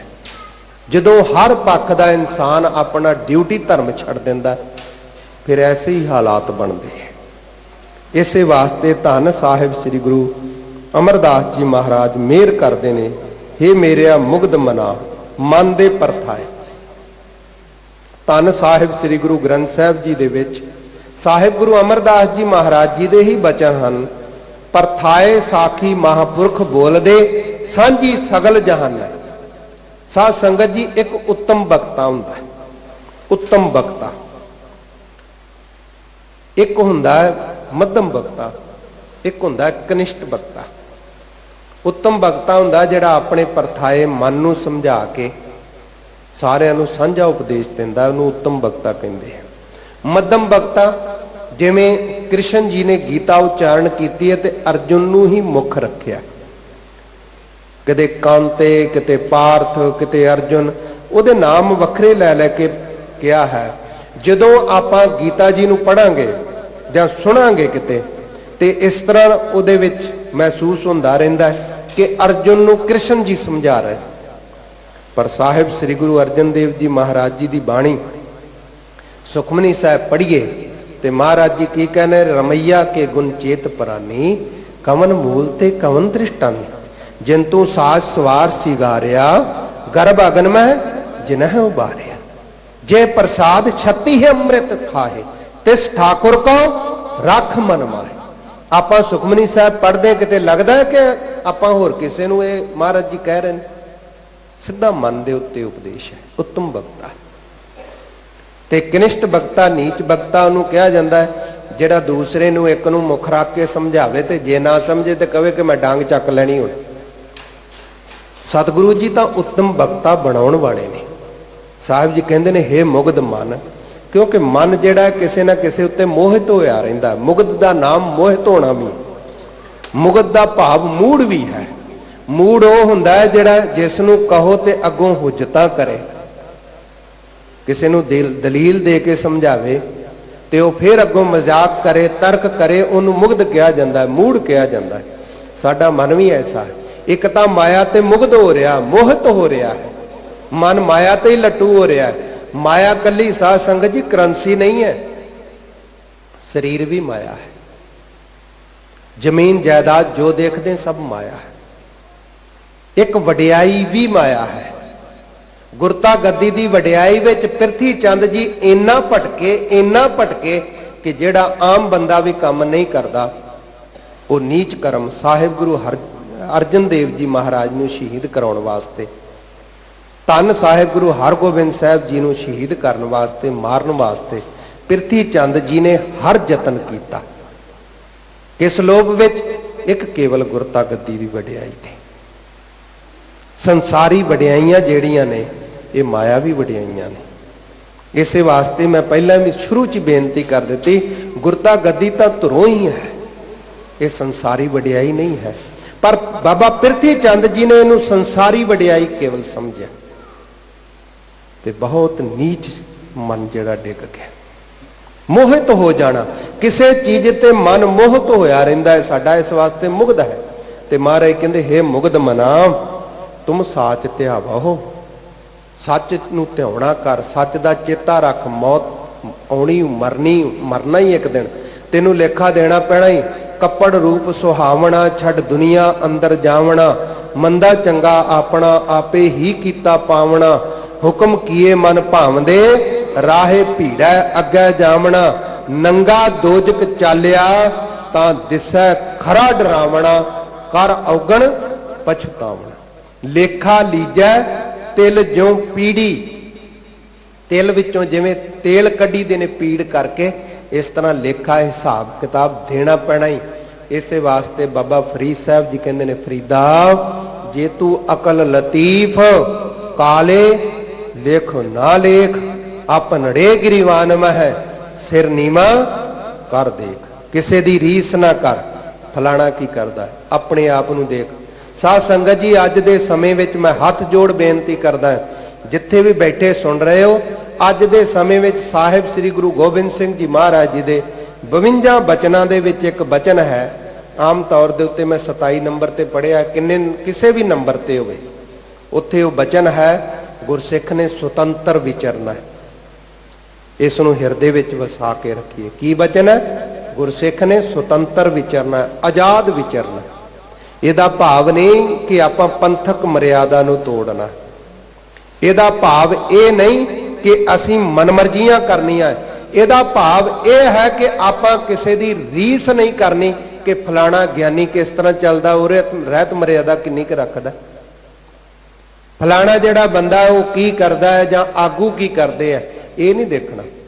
ਮੈਂ ਕੀ ਕਰਦਾ ਹਾਂ, ਮੇਰੇ ਗੁਰੂ ਸਾਹਿਬ ਦਾ ਕੀ ਹੁਕਮ ਹੈ, ਰਹਿਤ ਮਰਿਆਦਾ ਮੈਨੂੰ ਉਪਦੇਸ਼ ਕੀ ਦਿੰਦੀ ਹੈ, ਗੁਰੂ ਕੀ ਬਾਣੀ ਮੈਨੂੰ ਉਪਦੇਸ਼ ਕੀ ਦਿੰਦੀ ਹੈ, ਮੇਰੇ ਵਾਸਤੇ ਕੀ ਵਧੀਆ ਹੈ, ਮੈਂ ਆਪਣਾ ਜੀਵਨ ਦੇਖਾਂ, ਮੈਂ ਦੂਸਰੇ ਕੋਲੋਂ ਕੀ ਲੈਣਾ ਹੈ। ਪੈਸੇ ਕਮਾਉਣ ਵਾਸਤੇ ਮੈਂ ਆਪਣੀ ਆਮਦਨੀ ਦੇਖਦਾ ਹੈ, ਮੈਂ ਆਪਣੇ ਘਰ ਪਰਿਵਾਰ ਦੇ ਖਰਚ ਦੇਖਦਾ ਹੈ। ਮੈਂ ਕਦੀ ਗੁਆਂਢੀ ਦਾ ਘਰ ਵੇਖਿਆ ਕਿ ਨਿਆਣੇ ਭੁੱਖੇ ਤੇ ਨਹੀਂ ਸੁੱਤੇ, ਉੱਥੇ ਤੇ ਅਸੀਂ ਰੀਸ ਨਹੀਂ ਕਰਦੇ। ਕੋਈ ਕੰਮਕਾਰ ਕਿਸੇ ਦਾ ਫੇਲ ਹੋ ਗਿਆ, ਉਹਦੀ ਰੀਸ ਨਹੀਂ ਕਰਦੇ। ਕਿਤੇ ਐਕਸੀਡੈਂਟ ਹੋ ਗਿਆ, ਉਸ ਗੱਲੋਂ ਡਰਦੇ ਮਾਰੇ ਅਸੀਂ ਗੱਡੀ ਨਹੀਂ ਛੱਡਦੇ, ਜਹਾਜ਼ ਨਹੀਂ ਛੱਡਦੇ, ਸਾਰੇ ਚੜ੍ਹਦੇ ਆ। ਤੇ ਫਿਰ ਰਹਿਤ ਮਰਿਆਦਾ ਵਿੱਚ ਡਿੱਗਣ ਕਰਕੇ ਅਸੀਂ ਕਿਸੇ ਦੀ ਰੀਸ ਕਿਉਂ ਕਰਦੇ ਹਾਂ? ਜਾਂ ਜੋ ਜਿਨ੍ਹਾਂ ਦੀ ਕਿਸਮਤ ਮਾੜੀ ਹੈ, ਵਿਗੜ ਗਏ ਨੇ, ਗੁਰੂ ਪਰਮਾਤਮਾ ਦਾ ਭੈ ਨਹੀਂ ਰੱਖਦੇ, ਉਹਨਾਂ ਦਾ ਐਗਜ਼ਾਮਪਲ ਦੇ ਕੇ, ਉਹਨਾਂ ਦਾ ਦ੍ਰਿਸ਼ਟਾਂਤ ਦੇ ਕੇ ਕਿਉਂ ਕਹਿੰਦੇ ਕਿ ਅਸੀਂ ਉਹਨਾਂ ਨਾਲੋਂ ਚੰਗੇ ਹਾਂ? ਨਹੀਂ, ਜਿਹੜੇ ਚੰਗੇ ਗੁਰਮੁਖ ਗੁਰਸਿੱਖ ਹੈ ਉਹਨਾਂ ਨਾਲੋਂ ਸਾਡਾ ਜੀਵਨ ਚੰਗਾ ਬਣ ਗਿਆ। ਆਪਣੇ ਹਿਰਦੇ ਵਿੱਚ ਨਿਗਾਹ ਮਾਰੀਏ। ਉਹ ਸਾਹਿਬਾਂ ਦਾ ਬਚਨ ਹੈ ਕਿ ਸੁਤੰਤਰ ਵਿਚਰੋ, ਜਾਣੇ ਕਿ ਕਿਸੇ ਦੀ ਰੀਸ ਨਾ ਕਰੋ, ਗੁਰਮਰਿਆਦਾ ਤੇ ਚੱਲੋ। ਇਹ ਸਾਹਿਬਾਂ ਨੇ ਬਹੁਤ ਵੱਡੀ ਆਜ਼ਾਦੀ ਸਾਨੂੰ ਬਖਸ਼ੀ ਹੈ, ਕਿਉਂਕਿ ਗੁਰਬਾਣੀ ਵੀ ਬਖਸ਼ਿਸ਼ ਕੀਤੀ, ਧੰਨ ਗੁਰੂ ਗ੍ਰੰਥ ਸਾਹਿਬ ਜੀ ਮਹਾਰਾਜ ਸਰੂਪ, ਤੇ ਰਹਿਤ ਮਰਿਆਦਾ ਵੀ ਬਖਸ਼ੀ ਹੈ, ਤੇ ਆਪਾਂ ਪੜ੍ਹਦੇ ਵੀ ਹਾਂ ਸਾਰੇ। ਸਤਿਗੁਰੂ ਸਾਹਿਬ ਗੁਰੂ ਗ੍ਰੰਥ ਸਾਹਿਬ ਜੀ ਮਹਾਰਾਜ ਜੀ ਮਿਹਰ ਕਰਦੇ ਨੇ, ਗੁਰੂ ਅਮਰਦਾਸ ਜੀ, ਹੇ ਮੂਰਖ ਮਨਾ, ਸੱਚ ਨੂੰ ਧਿਆਉਣਾ ਕਰ ਜੋ ਗੁਰੂ ਦਾ ਉਪਦੇਸ਼ ਹੈ। ਤਾਂ ਸੁਖ ਪਾਵਹੁ ਮੇਰੇ ਮਨਾ, ਹੇ ਮੇਰਿਆ ਮਨਾ, ਤੈਨੂੰ ਤਾਂ ਆਤਮਿਕ ਸੁਖ ਮਿਲੇਗਾ। ਖੱਖੇ ਨੂੰ ਵੀ ਔਂਕੜ ਹੈ। ਆਤਮਿਕ ਸੁਖ ਦੀ ਦਾਤ ਤੈਨੂੰ ਤਾਂ ਮਿਲੇਗੀ ਜੇ ਤੂੰ ਆਪਣੇ ਆਪ ਨੂੰ ਵਿਚਾਰੇਂਗਾ। ਦੂਸਰਿਆਂ ਨੂੰ ਵਿਚਾਰੇਂਗਾ ਤੇ ਕਦੀ ਸੁਖ ਨਹੀਂ ਪਾ ਸਕੇਗਾ। ਜੇ ਔਗਣ ਦੇਖਾਂਗਾ, ਔਗਣ ਪੱਲੇ ਪੈਣਗੇ। ਗੁਣ ਆਪਾਂ ਵਹਿੰਦੇ ਨਹੀਂ ਕਿਸੇ ਦੀ, ਕਿਸੇ ਦੇ ਗੁਣ ਨਹੀਂ ਦੇਖਦੇ। ਸਤਿਗੁਰੂ ਜੀ ਕਿਰਪਾ ਕਰਨ, ਸਾਨੂੰ ਐਸੀ ਨਿਗਾਹ ਮਿਲ ਜਾਵੇ। ਸਾਹਿਬ ਮਿਹਰ ਕਰ ਦੇਣ ਸਾਡੇ ਉੱਤੇ। ਸਾਂਝ ਕਰੀ ਜਹ ਗੁਣਹ ਕੇਰੀ, ਛੋੜ ਔਗਣ ਚੱਲੀਐ। ਇਹ ਕਿਤੇ ਦਾਤ ਮਿਲ ਜਾਵੇ। ਬੜੇ ਬੜੇ ਗੁਰਮੁਖ ਮੈਂ ਜ਼ਿੰਦਗੀ ਵਿੱਚ ਵੇਖੇ ਨੇ, ਕਿਉਂਕਿ ਧੰਨ ਧੰਨ ਸਤਿਗੁਰੂ ਸਾਹਿਬ ਗੁਰੂ ਗ੍ਰੰਥ ਸਾਹਿਬ ਜੀ ਦੀ ਅਸੀਸ ਮਿਹਰ ਦੇ ਨਾਲ ਸੱਚਖੰਡ ਵਾਸੀ ਬਾਬਾ ਠਾਕੁਰ ਸਿੰਘ ਜੀ ਮਹਾਂਪੁਰਸ਼, ਦਮਦਮੀ ਟਕਸਾਲ ਦੇ ਕਾਰਜਕਾਰੀ ਮੁਖੀ, ਜਿਨ੍ਹਾਂ ਨੇ ਆਪਣੇ ਹੱਥੀਂ ਸੰਤ ਬਾਬਾ ਜਰਨੈਲ ਸਿੰਘ ਖਾਲਸਾ ਜੀ ਨੂੰ ਦਸਤਾਰ ਦੇ ਕੇ, ਭਾਵੇਂ ਸੰਤ ਗਿਆਨੀ ਕਰਤਾਰ ਸਿੰਘ ਖਾਲਸਾ ਜੀ ਨੇ 1975 ਦੀ ਐਮਰਜੈਂਸੀ ਦੇ ਵੇਲੇ, ਜਦੋਂ ਆਪ ਜੀ ਨੇ ਸਾਹਿਬ ਗੁਰੂ ਤੇਗ ਬਹਾਦਰ ਸਾਹਿਬ ਜੀ ਦੀ ਮਹਿਮਾ ਵਡਿਆਈ, 300 ਸਾਲਾ ਸ਼ਹੀਦੀ ਨੂੰ ਸਮਰਪਣ, ਬਹੁਤ ਵੱਡੇ ਵੱਡੇ ਜਲੂਸ ਜਲਾਓ ਕੱਢੇ, ਨਗਰ ਕੀਰਤਨ ਜਿਹਨੂੰ ਆਪਾਂ ਅੱਜ ਕੱਲ੍ਹ ਕਹਿ ਦਿੰਦੇ। ਤੇ ਸਰਕਾਰ ਦੀ ਨੀਅਤ ਵੇਖ ਕੇ ਉਹਨਾਂ ਨੇ ਕਹਿ ਦਿੱਤਾ, ਭਾਈ ਮੈਨੂੰ ਸਰਕਾਰ ਫੜ ਲੈ ਭਾਵੇਂ ਮਾਰ ਦੇਵੇ, ਮੇਰੇ ਤੋਂ ਬਾਅਦ ਟਕਸਾਲ ਦੇ ਮੁਖੀ ਭਾਈ ਠਾਕੁਰ ਸਿੰਘ ਜੀ ਹੋਣਗੇ, ਬਾਬਾ ਠਾਕੁਰ ਸਿੰਘ ਜੀ। ਉਹ ਨਿਸ਼ਕਾਮੀ ਮਹਾਂਪੁਰਖ ਗੁਰਮੁਖ, ਉਹਨਾਂ ਦੀ ਸੰਗਤ ਕਰਦਿਆਂ ਹੋਇਆ ਸਾਧ ਸੰਗਤ ਜੀ, ਇੱਕ ਦਿਨ ਉਹਨਾਂ ਨੇ ਬਚਨ ਦੱਸਿਆ, ਮੈਨੂੰ ਕਹਿੰਦੇ ਜਪਜੀ ਸਾਹਿਬ ਦਾ ਪਾਠ ਸੁਣਾ, ਪ੍ਰਸ਼ਾਦਾ ਛਕਣ ਲੱਗੇ ਸੀ। ਮੇਰੇ ਕੋਲ ਥੋੜੀ ਜਿਹੀ ਦੇਰੀ ਹੋ ਗਈ ਤੇ ਮੈਨੂੰ ਕਹਿਣ ਲੱਗੇ, ਇਹ ਜੋ ਜਪਜੀ ਸਾਹਿਬ ਦਾ ਪਾਠ ਪ੍ਰਸ਼ਾਦਾ ਛਕਦਿਆਂ ਮੈਂ ਸੁਣਦਾ ਨਾ, ਇਹ ਕਹਿੰਦੇ ਮੈਂ ਜੋ ਮਹਾਂਪੁਰਸ਼ ਹੋਏ ਨੇ ਸੰਤ ਨਿਹਚਲ ਸਿੰਘ ਜੀ ਜਮਨਾ ਨਗਰ ਵਾਲੇ, ਪੰਡਿਤ ਨਿਹਚਲ ਸਿੰਘ ਜੀ ਵੀ ਉਹਨਾਂ ਨੂੰ ਕਹਿੰਦੇ ਹੁੰਦੇ ਸੀ, ਕਹਿੰਦੇ ਉਹ ਸੁਣਦੇ ਹੁੰਦੇ ਸੀ, ਵੱਡੇ ਮਹਾਂਪੁਰਖ ਨਹੀਂ ਸੁਣਦੇ, ਉਹ ਸੁਣਦੇ ਹੁੰਦੇ। ਹੁਣ ਵੇਖੋ, ਆਪਾਂ ਆਮ ਜਿਸ ਗੁਰਮੁਖ ਗੁਰਸਿੱਖ ਦੀ ਸੰਗਤ ਕਰਦੇ ਆ, ਆਪਾਂ ਕਹਿੰਦੇ ਕਿ ਇਹ ਇਸ ਤਰ੍ਹਾਂ ਕਰਦਾ ਤੇ ਮੈਂ ਵੀ ਇਸੇ ਤਰ੍ਹਾਂ ਹੀ ਕਰਨਾ। ਕਿਸੇ ਕੋਲੋਂ, ਦੂਸਰੇ ਕੋਲੋਂ ਕੋਈ ਸ਼ੁਭ ਗੁਣ ਮਿਲਦਾ ਹੈ ਤੇ ਅਸੀਂ ਗ੍ਰਹਿਣ ਨਹੀਂ ਕਰਦੇ ਕਈ ਵਾਰ। ਤੇ ਉਹਨਾਂ ਗੁਰਮੁਖਾਂ ਨੇ ਜਦੋਂ ਦੱਸਿਆ ਤੇ ਇਸ ਗੱਲ ਦੀ ਸੋਝੀ ਆਈ ਕਿ ਕਿਤੋਂ ਵੀ ਚੰਗਾ ਗੁਣ ਮਿਲਦਾ ਹੈ, ਗੁਰੂ ਦੀ ਜਸ ਵਡਿਆਈ ਮਹਿਮਾ ਕਰਨ ਦਾ, ਬਾਣੀ ਸੁਣਨ ਦਾ ਗੁਣ ਮਿਲਦਾ ਤੇ ਸਾਨੂੰ ਗ੍ਰਹਿਣ ਕਰਨਾ ਚਾਹੀਦਾ। ਉਹਨਾਂ ਕਿਹਾ ਕਿ ਮੈਂ ਉਹਨਾਂ ਗੁਰਮੁਖਾਂ ਨੂੰ, ਉਹ ਜਪਜੀ ਸਾਹਿਬ ਦਾ ਪਾਠ ਇੱਕ ਸਿੰਘ ਕੋਲੋਂ ਸੁਣਦੇ ਹੁੰਦੇ ਸੀ ਜਦੋਂ ਪ੍ਰਸ਼ਾਦਾ ਛਕਦੇ, ਤੇ ਮੈਂ ਵੀ ਉਦੋਂ ਤੋਂ ਸ਼ੁਰੂ ਕਰ ਦਿੱਤਾ। ਇਹ ਗੁਣ ਲੈਣਾ, ਭਾਵੇਂ ਕੋਈ ਵੀ ਗੁਰਮੁਖ ਗੁਰਸਿੱਖ ਹੈ, ਐਸੇ ਵਿਰਲੇ ਨੇ, ਤੇ ਜਿਹੜੇ ਇਸ ਤਰ੍ਹਾਂ ਦੇ ਬਣਦੇ ਉਹ ਬਖਸ਼ਾਂ ਲੈਂਦੇ ਆ। ਮਹਾਰਾਜ ਸੱਚੇ ਪਾਤਸ਼ਾਹ ਕਹਿੰਦੇ, ਹੇ ਮੂਰਖ ਮਨਾ, ਜੇ ਆਤਮਿਕ ਸੁਖ ਪਾਉਣਾ ਚਾਹੁੰਦਾ ਹੈ ਤੇ ਫਿਰ ਸੱਚ ਸਰੂਪ ਨੂੰ ਧਿਆਉਣਾ ਕਰ, ਸੱਚੀ ਬਾਣੀ ਦਾ ਧਿਆਨ ਧਰ। ਵਿਸਰਾਮ ਦੇ ਕਰਕੇ ਸਮਝਾਉਂਦੇ ਹਨ, ਇਤ ਮਨ ਮੌਲਿਆ ਭਇਆ ਆਨੰਦ। ਜੇ ਇਸ ਤਰ੍ਹਾਂ ਸਤਿਗੁਰੂ ਪਰਮਾਤਮਾ ਦੀ ਬਾਣੀ ਦੇ ਨਾਲ, ਸਿਮਰਨ ਨਾਲ ਜੁੜ ਜਾਵੇਂਗਾ ਨਾ, ਤੇ ਫਿਰ ਪਰਮਾਤਮਾ ਹਿਰਦੇ 'ਚ ਪ੍ਰਾਪਤ ਹੋਵੇਗਾ, ਤੇ ਤੂੰ ਇਸ ਢੰਗ ਦੇ ਨਾਲ ਮੌਲਿਆ ਖਿੜ ਜਾਵੇਂਗਾ, ਆਨੰਦ ਪ੍ਰਾਪਤ ਹੋਵੇਗਾ। ਫਿਰ ਤੈਨੂੰ ਸੱਚਾ ਆਨੰਦ, ਜੋ ਸਾਹਿਬ ਗੁਰੂ ਅਮਰਦਾਸ ਜੀ ਮਹਾਰਾਜ ਜੀ ਨੇ ਕਿਹਾ, ਅੰਦਰੋਂ ਜਿਨਕਾ ਮੋਹ ਟੁੱਟਾ ਤਿਨਕਾ ਸ਼ਬਦ ਸੱਚਾ ਸਵਾਰਿਆ, ਕਹਾ ਨਾਨਕ ਇਹੋ ਆਨੰਦ ਹੈ, ਆਨੰਦ ਗੁਰ ਤੇ ਜਾਣਿਆ। ਇਹ ਸੱਚਾ ਆਨੰਦ ਹੈ। ਛੱਕ ਕੇ, ਪਹਿਨ ਕੇ, ਦੇਖ ਕੇ ਚੀਜ਼ਾਂ ਆਪਾਂ ਕਹਿੰਦੇ ਬੜਾ ਆਨੰਦ ਵਧੀਆ, ਉਹ ਨਹੀਂ, ਉਹ ਆਨੰਦ ਨਹੀਂ ਹੈ। ਅੰਦਰੋਂ ਜਿਨਕਾ ਮੋਹ ਟੁੱਟਾ ਤਿਨਕਾ ਸ਼ਬਦ ਸੱਚਾ ਸਵਾਰਿਆ, ਕਹੈ ਨਾਨਕ ਇਹੋ ਆਨੰਦ ਹੈ, ਆਨੰਦ ਗੁਰ ਤੇ ਜਾਣਿਆ। ਇਹ ਆਨੰਦ ਪ੍ਰਾਪਤ ਹੋਵੇਗਾ। ਅੰਮ੍ਰਿਤ ਫਲ ਪਾਇਆ ਨਾਮ ਗੋਬਿੰਦ। ਫਿਰ ਪਰਮਾਤਮਾ ਦਾ ਜਿਹੜਾ ਨਾਮ ਹੈ ਨਾ, ਗੋਬਿੰਦ, ਜਿਹੜਾ ਰੱਖਿਆ ਕਰਨ ਵਾਲਾ। ਸਾਧ ਸੰਗਤ ਜੀ, ਸਭ ਕਿਰਤਮ ਨਾਮ ਹੈ। ਕਿਰਤਮ ਤੋਂ ਭਾਵ ਹੁੰਦਾ ਹੈ ਕੰਮਾਂ ਕਰਕੇ ਨਾਮ ਪੈ ਜਾਣਾ। ਗੋਬਿੰਦ ਬਾਣੀ ਦੁਆਰਾ ਜੋ ਜਾਣਨੇ ਯੋਗ ਹੈ, ਜੋ ਨਾਮ ਸਿਮਰਨ ਦੁਆਰਾ ਜਾਣਨੇ ਯੋਗ ਹੈ, ਉਹਨੂੰ ਗੋਬਿੰਦ ਕਹਿੰਦੇ ਆ। ਤੇ ਅੰਮ੍ਰਿਤ ਮੌਤ ਤੋਂ ਰਹਿਤ ਜੋ ਗੋਬਿੰਦ ਹੈ ਪਰਮਾਤਮਾ, ਉਹ ਫਲ ਬ੍ਰਹਮ ਗਿਆਨ ਪਾਇਆ ਹੈ ਨਾਮ ਦੁਆਰਾ। ਏਕੋ ਏਕ ਸਭ ਆਖ ਵਖਾਣੈ। ਤੇ ਦਾਤਾ ਜੀ ਹੁਣ ਸਾਡੇ ਜੋ ਔਗਣ ਹੈ, ਸਾਡੀ ਕਮੀ ਹੈ, ਉਹ ਵੀ ਦੱਸ ਰਹੇ ਨੇ। ਕਹਿੰਦੇ ਸੁਣ ਕੇ ਤੇ ਸਭ ਕੋਈ ਕਹੀ ਜਾਂਦੇ ਆ, ਜਿਵੇਂ ਰਹਿਰਾਸ ਸਾਹਿਬ ਜੀ ਦਾ ਆਪਾਂ ਪਾਠ ਕਰਦੇ ਹਾਂ ਨਾ, ਉਸ ਤਰ੍ਹਾਂ ਤਾਂ ਸੋਦਰ ਜਿਹੜਾ ਹੈ ਜਪਜੀ ਸਾਹਿਬ ਜੀ ਦੇ ਵਿੱਚ ਵੀ ਹੈ। ਜਿੱਥੇ ਰਾਗ ਆਰੰਭ ਹੁੰਦਾ ਹੈ ਆਸਾ ਰਾਗ, ਉੱਥੇ ਵੀ ਸੋਦਰ ਦੀ ਬਖਸ਼ਿਸ਼ ਕੀਤੀ ਹੈ। ਪਰ ਰਹਿਰਾਸ ਸਾਹਿਬ ਜੀ ਦੇ ਸੋਦਰ ਤੋਂ ਬਾਅਦ ਬੜਾ ਜਸ ਵਡਿਆਈ ਮਹਿਮਾ ਮਹਾਰਾਜ ਜੀ ਨੇ ਸਮਝਾਈ ਹੈ ਕਿ ਬ੍ਰਹਮਾ ਵਿਸ਼ਨੂੰ ਸ਼ਿਵ ਜੀ ਵੀ ਉਸ ਨੂੰ ਆਰਾਧਦੇ ਨੇ। ਗਾਵਨ ਤੁਧ ਨੂੰ ਈਸ਼ਰ ਬਰਮਾ ਦੇਵੀ ਸੋਹਣ ਤੇਰੇ ਸਦਾ ਸਵਾਰੇ, ਸਾਰੇ ਤੇਰੇ ਬਣਾਏ ਹੋਏ ਸੋਭ ਰਹੇ ਨੇ। ਗਾਵਨ ਤੁਧ ਨੂੰ ਇੰਦਰ ਇੰਦਰਾਸਣ ਬੈਠੇ ਦੇਵਤਿਆਂ ਦਰ ਨਾਲੇ। ਪਰ ਨਾਲ ਹੀ ਮਹਾਰਾਜ ਸੱਚੇ ਪਾਤਸ਼ਾਹ ਜੀ ਨੇ ਸਾਨੂੰ ਹਲੂਣਿਆ ਵੀ ਹੈ। ਹਲੂਣਾ ਦੇਣਾ ਭਾਵ ਕਿਸੇ ਦੇ ਮਨ ਨੂੰ ਝੰਜੋੜਨਾ। ਸੋਦਰ ਦੇ ਸ਼ਬਦ ਦੇ ਵਿੱਚ ਕੀ ਬਖਸ਼ਿਸ਼ ਕਰਦੇ ਨੇ? ਆਸਾ ਮਹੱਲਾ ਪਹਿਲਾ, ਸੁਣ ਵੱਡਾ ਆਖੈ ਸਭ ਕੋਏ।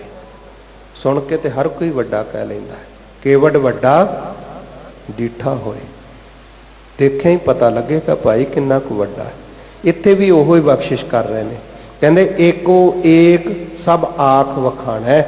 ਭਾਈ ਸੁਣ ਸੁਣ ਕੇ ਜਾਂ ਪੜ੍ਹ ਕੇ ਸਾਰੇ ਇਹੋ ਹੀ ਵਿਆਖਿਆ ਕਰਦੇ, ਇੱਕੋ ਇੱਕ ਪਰਮਾਤਮਾ ਦੀ ਚੇਤਨ ਸੱਤਾ ਹੈ ਸਾਰੇ। ਹੁਕਮ ਬੂਝੈ ਤਾਂ ਏਕੋ ਜਾਣੈ। ਭਾਈ ਜੇ ਕੋਈ ਗੁਰੂ ਦੇ ਹੁਕਮ ਨੂੰ, ਮਰਿਆਦਾ ਨੂੰ ਬੁੱਝੇਗਾ, ਜੋ ਹੁਕਮ ਹੈ, ਹੁਕਮ ਕੀ ਹੈ? ਗੁਰਾ ਇੱਕ ਦੇਹ 부ਝਾਈ, ਸਾਰੇ ਹੀ ਰਸਨਾ ਪਵਿੱਤਰ ਕਰੋ। ਗੁਰਾ ਇੱਕ ਦੇਹ 부ਝਾਈ, ਸਭਨਾ ਜੀਆਂ ਕਾ ਇੱਕ ਦਾਤਾ, ਸੋ ਮੈਂ ਵਿਸਰ ਨਾ ਜਾਈ।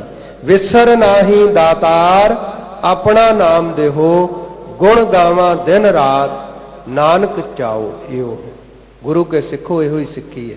ਕਿੰਨੇ ਕਿੱਦਾਂ ਦੇ ਲੀੜੇ ਪਾਏ ਆ, ਕਿੰਨੇ ਕਿਹੜੇ ਰੰਗ ਦਾ ਗਾਤਰਾ ਪਾਇਆ, ਕਿੰਨੇ ਉੱਤੋਂ ਦੀ ਪਾਇਆ, ਕਿੰਨੇ ਥੱਲੋਂ ਦੀ ਪਾਇਆ। ਅਸੀਂ ਇਹਨਾਂ ਗੱਲਾਂ 'ਚ ਹੀ ਪੈ ਗਏ ਹੁਣ। ਗੁਰੂ ਦਾ ਹੁਕਮ ਹੈ, ਕਦੀ ਵੀ ਤੈਨੂੰ ਨਾਮ ਨਹੀਂ ਭੁੱਲਣਾ ਚਾਹੀਦਾ, ਕਦੀ ਵੀ ਨਾਮ ਨਹੀਂ ਭੁੱਲਣਾ ਚਾਹੀਦਾ। ਜੇ ਹੁਕਮ ਬੁੱਝੇਗਾ ਤਾਂ ਇੱਕ ਬ੍ਰਹਮ ਪਰਮਾਤਮਾ ਨੂੰ ਜਾਣੇਗਾ। ਕਹਿਤ ਨਾਨਕ ਹਉਮੈ ਕਹੈ ਨਾ ਕੋਈ। ਜਿਨ੍ਹਾਂ ਨੇ ਜਾਣ ਲਿਆ ਭਾਈ, ਹਉਮੈ ਦੇ ਉਹ ਬਚਨ ਕੋਈ ਨਹੀਂ ਕਹਿੰਦੇ, ਹੰਕਾਰ ਦੇ। ਫਿਰ ਹਉ ਮੈਂ ਹਾਂ, ਮੈਂ ਸਰੀਰ ਹਾਂ, ਮੈਂ ਇਹ ਹਾਂ, ਇਹ ਸਰੀਰ ਮੇਰਾ ਹੈ। ਇਹ ਸਰੀਰ ਨੂੰ ਆਪਣਾ ਆਪ ਨਹੀਂ ਸਮਝਦੇ। ਉਹ ਫਿਰ ਬ੍ਰਹਮ ਪਰਮਾਤਮਾ ਦੀ ਜੋਤ ਵਿੱਚ ਹੀ ਲੀਨ ਹੋ ਜਾਂਦੇ ਹਨ। ਆਖਣ ਵੇਖਣ ਸਭ ਸਾਹਿਬ ਤੇ ਹੋਏ। ਉਹਨਾਂ ਦਾ ਜੋ ਆਖਣਾ ਹੈ, ਜੋ ਵੇਖਣਾ ਹੈ, ਉਹ ਫਿਰ ਸਾਹਿਬ ਪਰਮਾਤਮਾ ਹੀ ਕਹਿੰਦਾ ਤੇ ਉਹਨਾਂ ਦੀ ਨਿਗਾਹ ਦੇ ਰਾਹੀਂ ਦੇਖਦਾ ਹੈ। ਫਿਰ ਉੱਥੇ ਦੂਜਾ ਨਹੀਂ ਰਹਿ ਜਾਂਦਾ। ਇਹ ਧੰਨ ਸਾਹਿਬ ਸ੍ਰੀ ਗੁਰੂ ਗ੍ਰੰਥ ਸਾਹਿਬ ਜੀ ਮਹਾਰਾਜ ਸਾਹਿਬ ਗੁਰੂ ਅਮਰਦਾਸ ਸੱਚੇ ਪਾਤਸ਼ਾਹ ਜੀ ਨੇ ਕਿਰਪਾ ਕੀਤੀ ਹੈ। ਸਾਧ ਸੰਗਤ ਜੀ, ਜੋ ਆਰੰਭ 'ਚ ਬੇਨਤੀ ਕੀਤੀ ਸੀ, ਸਤ ਸੰਗਤ ਵਿੱਚ ਤੇ ਸਾਧ ਸੰਗਤ ਵਿੱਚ ਜੁੜਾਂਗੇ ਤੇ ਦਾਤਾਂ ਮਿਲਣਗੀਆਂ, ਨਹੀਂ ਤੇ ਨਹੀਂ ਮਿਲਣਗੀਆਂ। ਸਤਿਗੁਰੂ ਜੀ ਕਿਰਪਾ ਕਰਨ, ਸਾਨੂੰ ਦੋਵੇਂ ਹੀ ਪ੍ਰਾਪਤ ਹੁੰਦੀਆਂ ਹਨ। ਮਨ ਦੀ ਪ੍ਰੀਤ ਸ਼ਰਧਾ ਪ੍ਰੇਮ ਭਾਵਨਾ ਦੇ ਨਾਲ ਸਾਨੂੰ ਜੁੜਨ ਦਾ ਸਤਿਗੁਰੂ ਜੀ ਕਿਰਪਾ ਕਰਕੇ ਚਾਅ ਉਤਸ਼ਾਹ ਉਮਾ ਹੋਰ ਬਖਸ਼ਿਸ਼ ਕਰਨ। ਮੇਰੇ ਪਾਸੋਂ ਕਥਾ ਕਰਦਿਆਂ ਬੇਅੰਤ ਭੁੱਲਾਂ ਹੋਈਆਂ ਹੋਣਗੀਆਂ, ਹੋਈਆਂ ਭੁੱਲਾਂ ਦੀ ਮੁਆਫੀ ਬਖਸ਼ਣੀ। ਧੰਨ ਧੰਨ ਸਤਿਗੁਰੂ ਗੁਰੂ ਹਰਿਕ੍ਰਿਸ਼ਨ ਸਾਹਿਬ ਜੀ ਮਹਾਰਾਜ ਜੀ ਦਾ ਰੋਮ ਰੋਮ ਕਰਕੇ ਧੰਨਵਾਦ।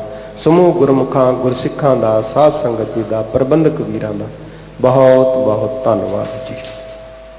कहत नानक हौ मैं कहै न कोय, आखण वेखण सब साहिब ते होए। ਵਾਹਿਗੁਰੂ ਜੀ ਕਾ ਖਾਲਸਾ, ਵਾਹਿਗੁਰੂ ਜੀ ਕੀ ਫਤਿਹ।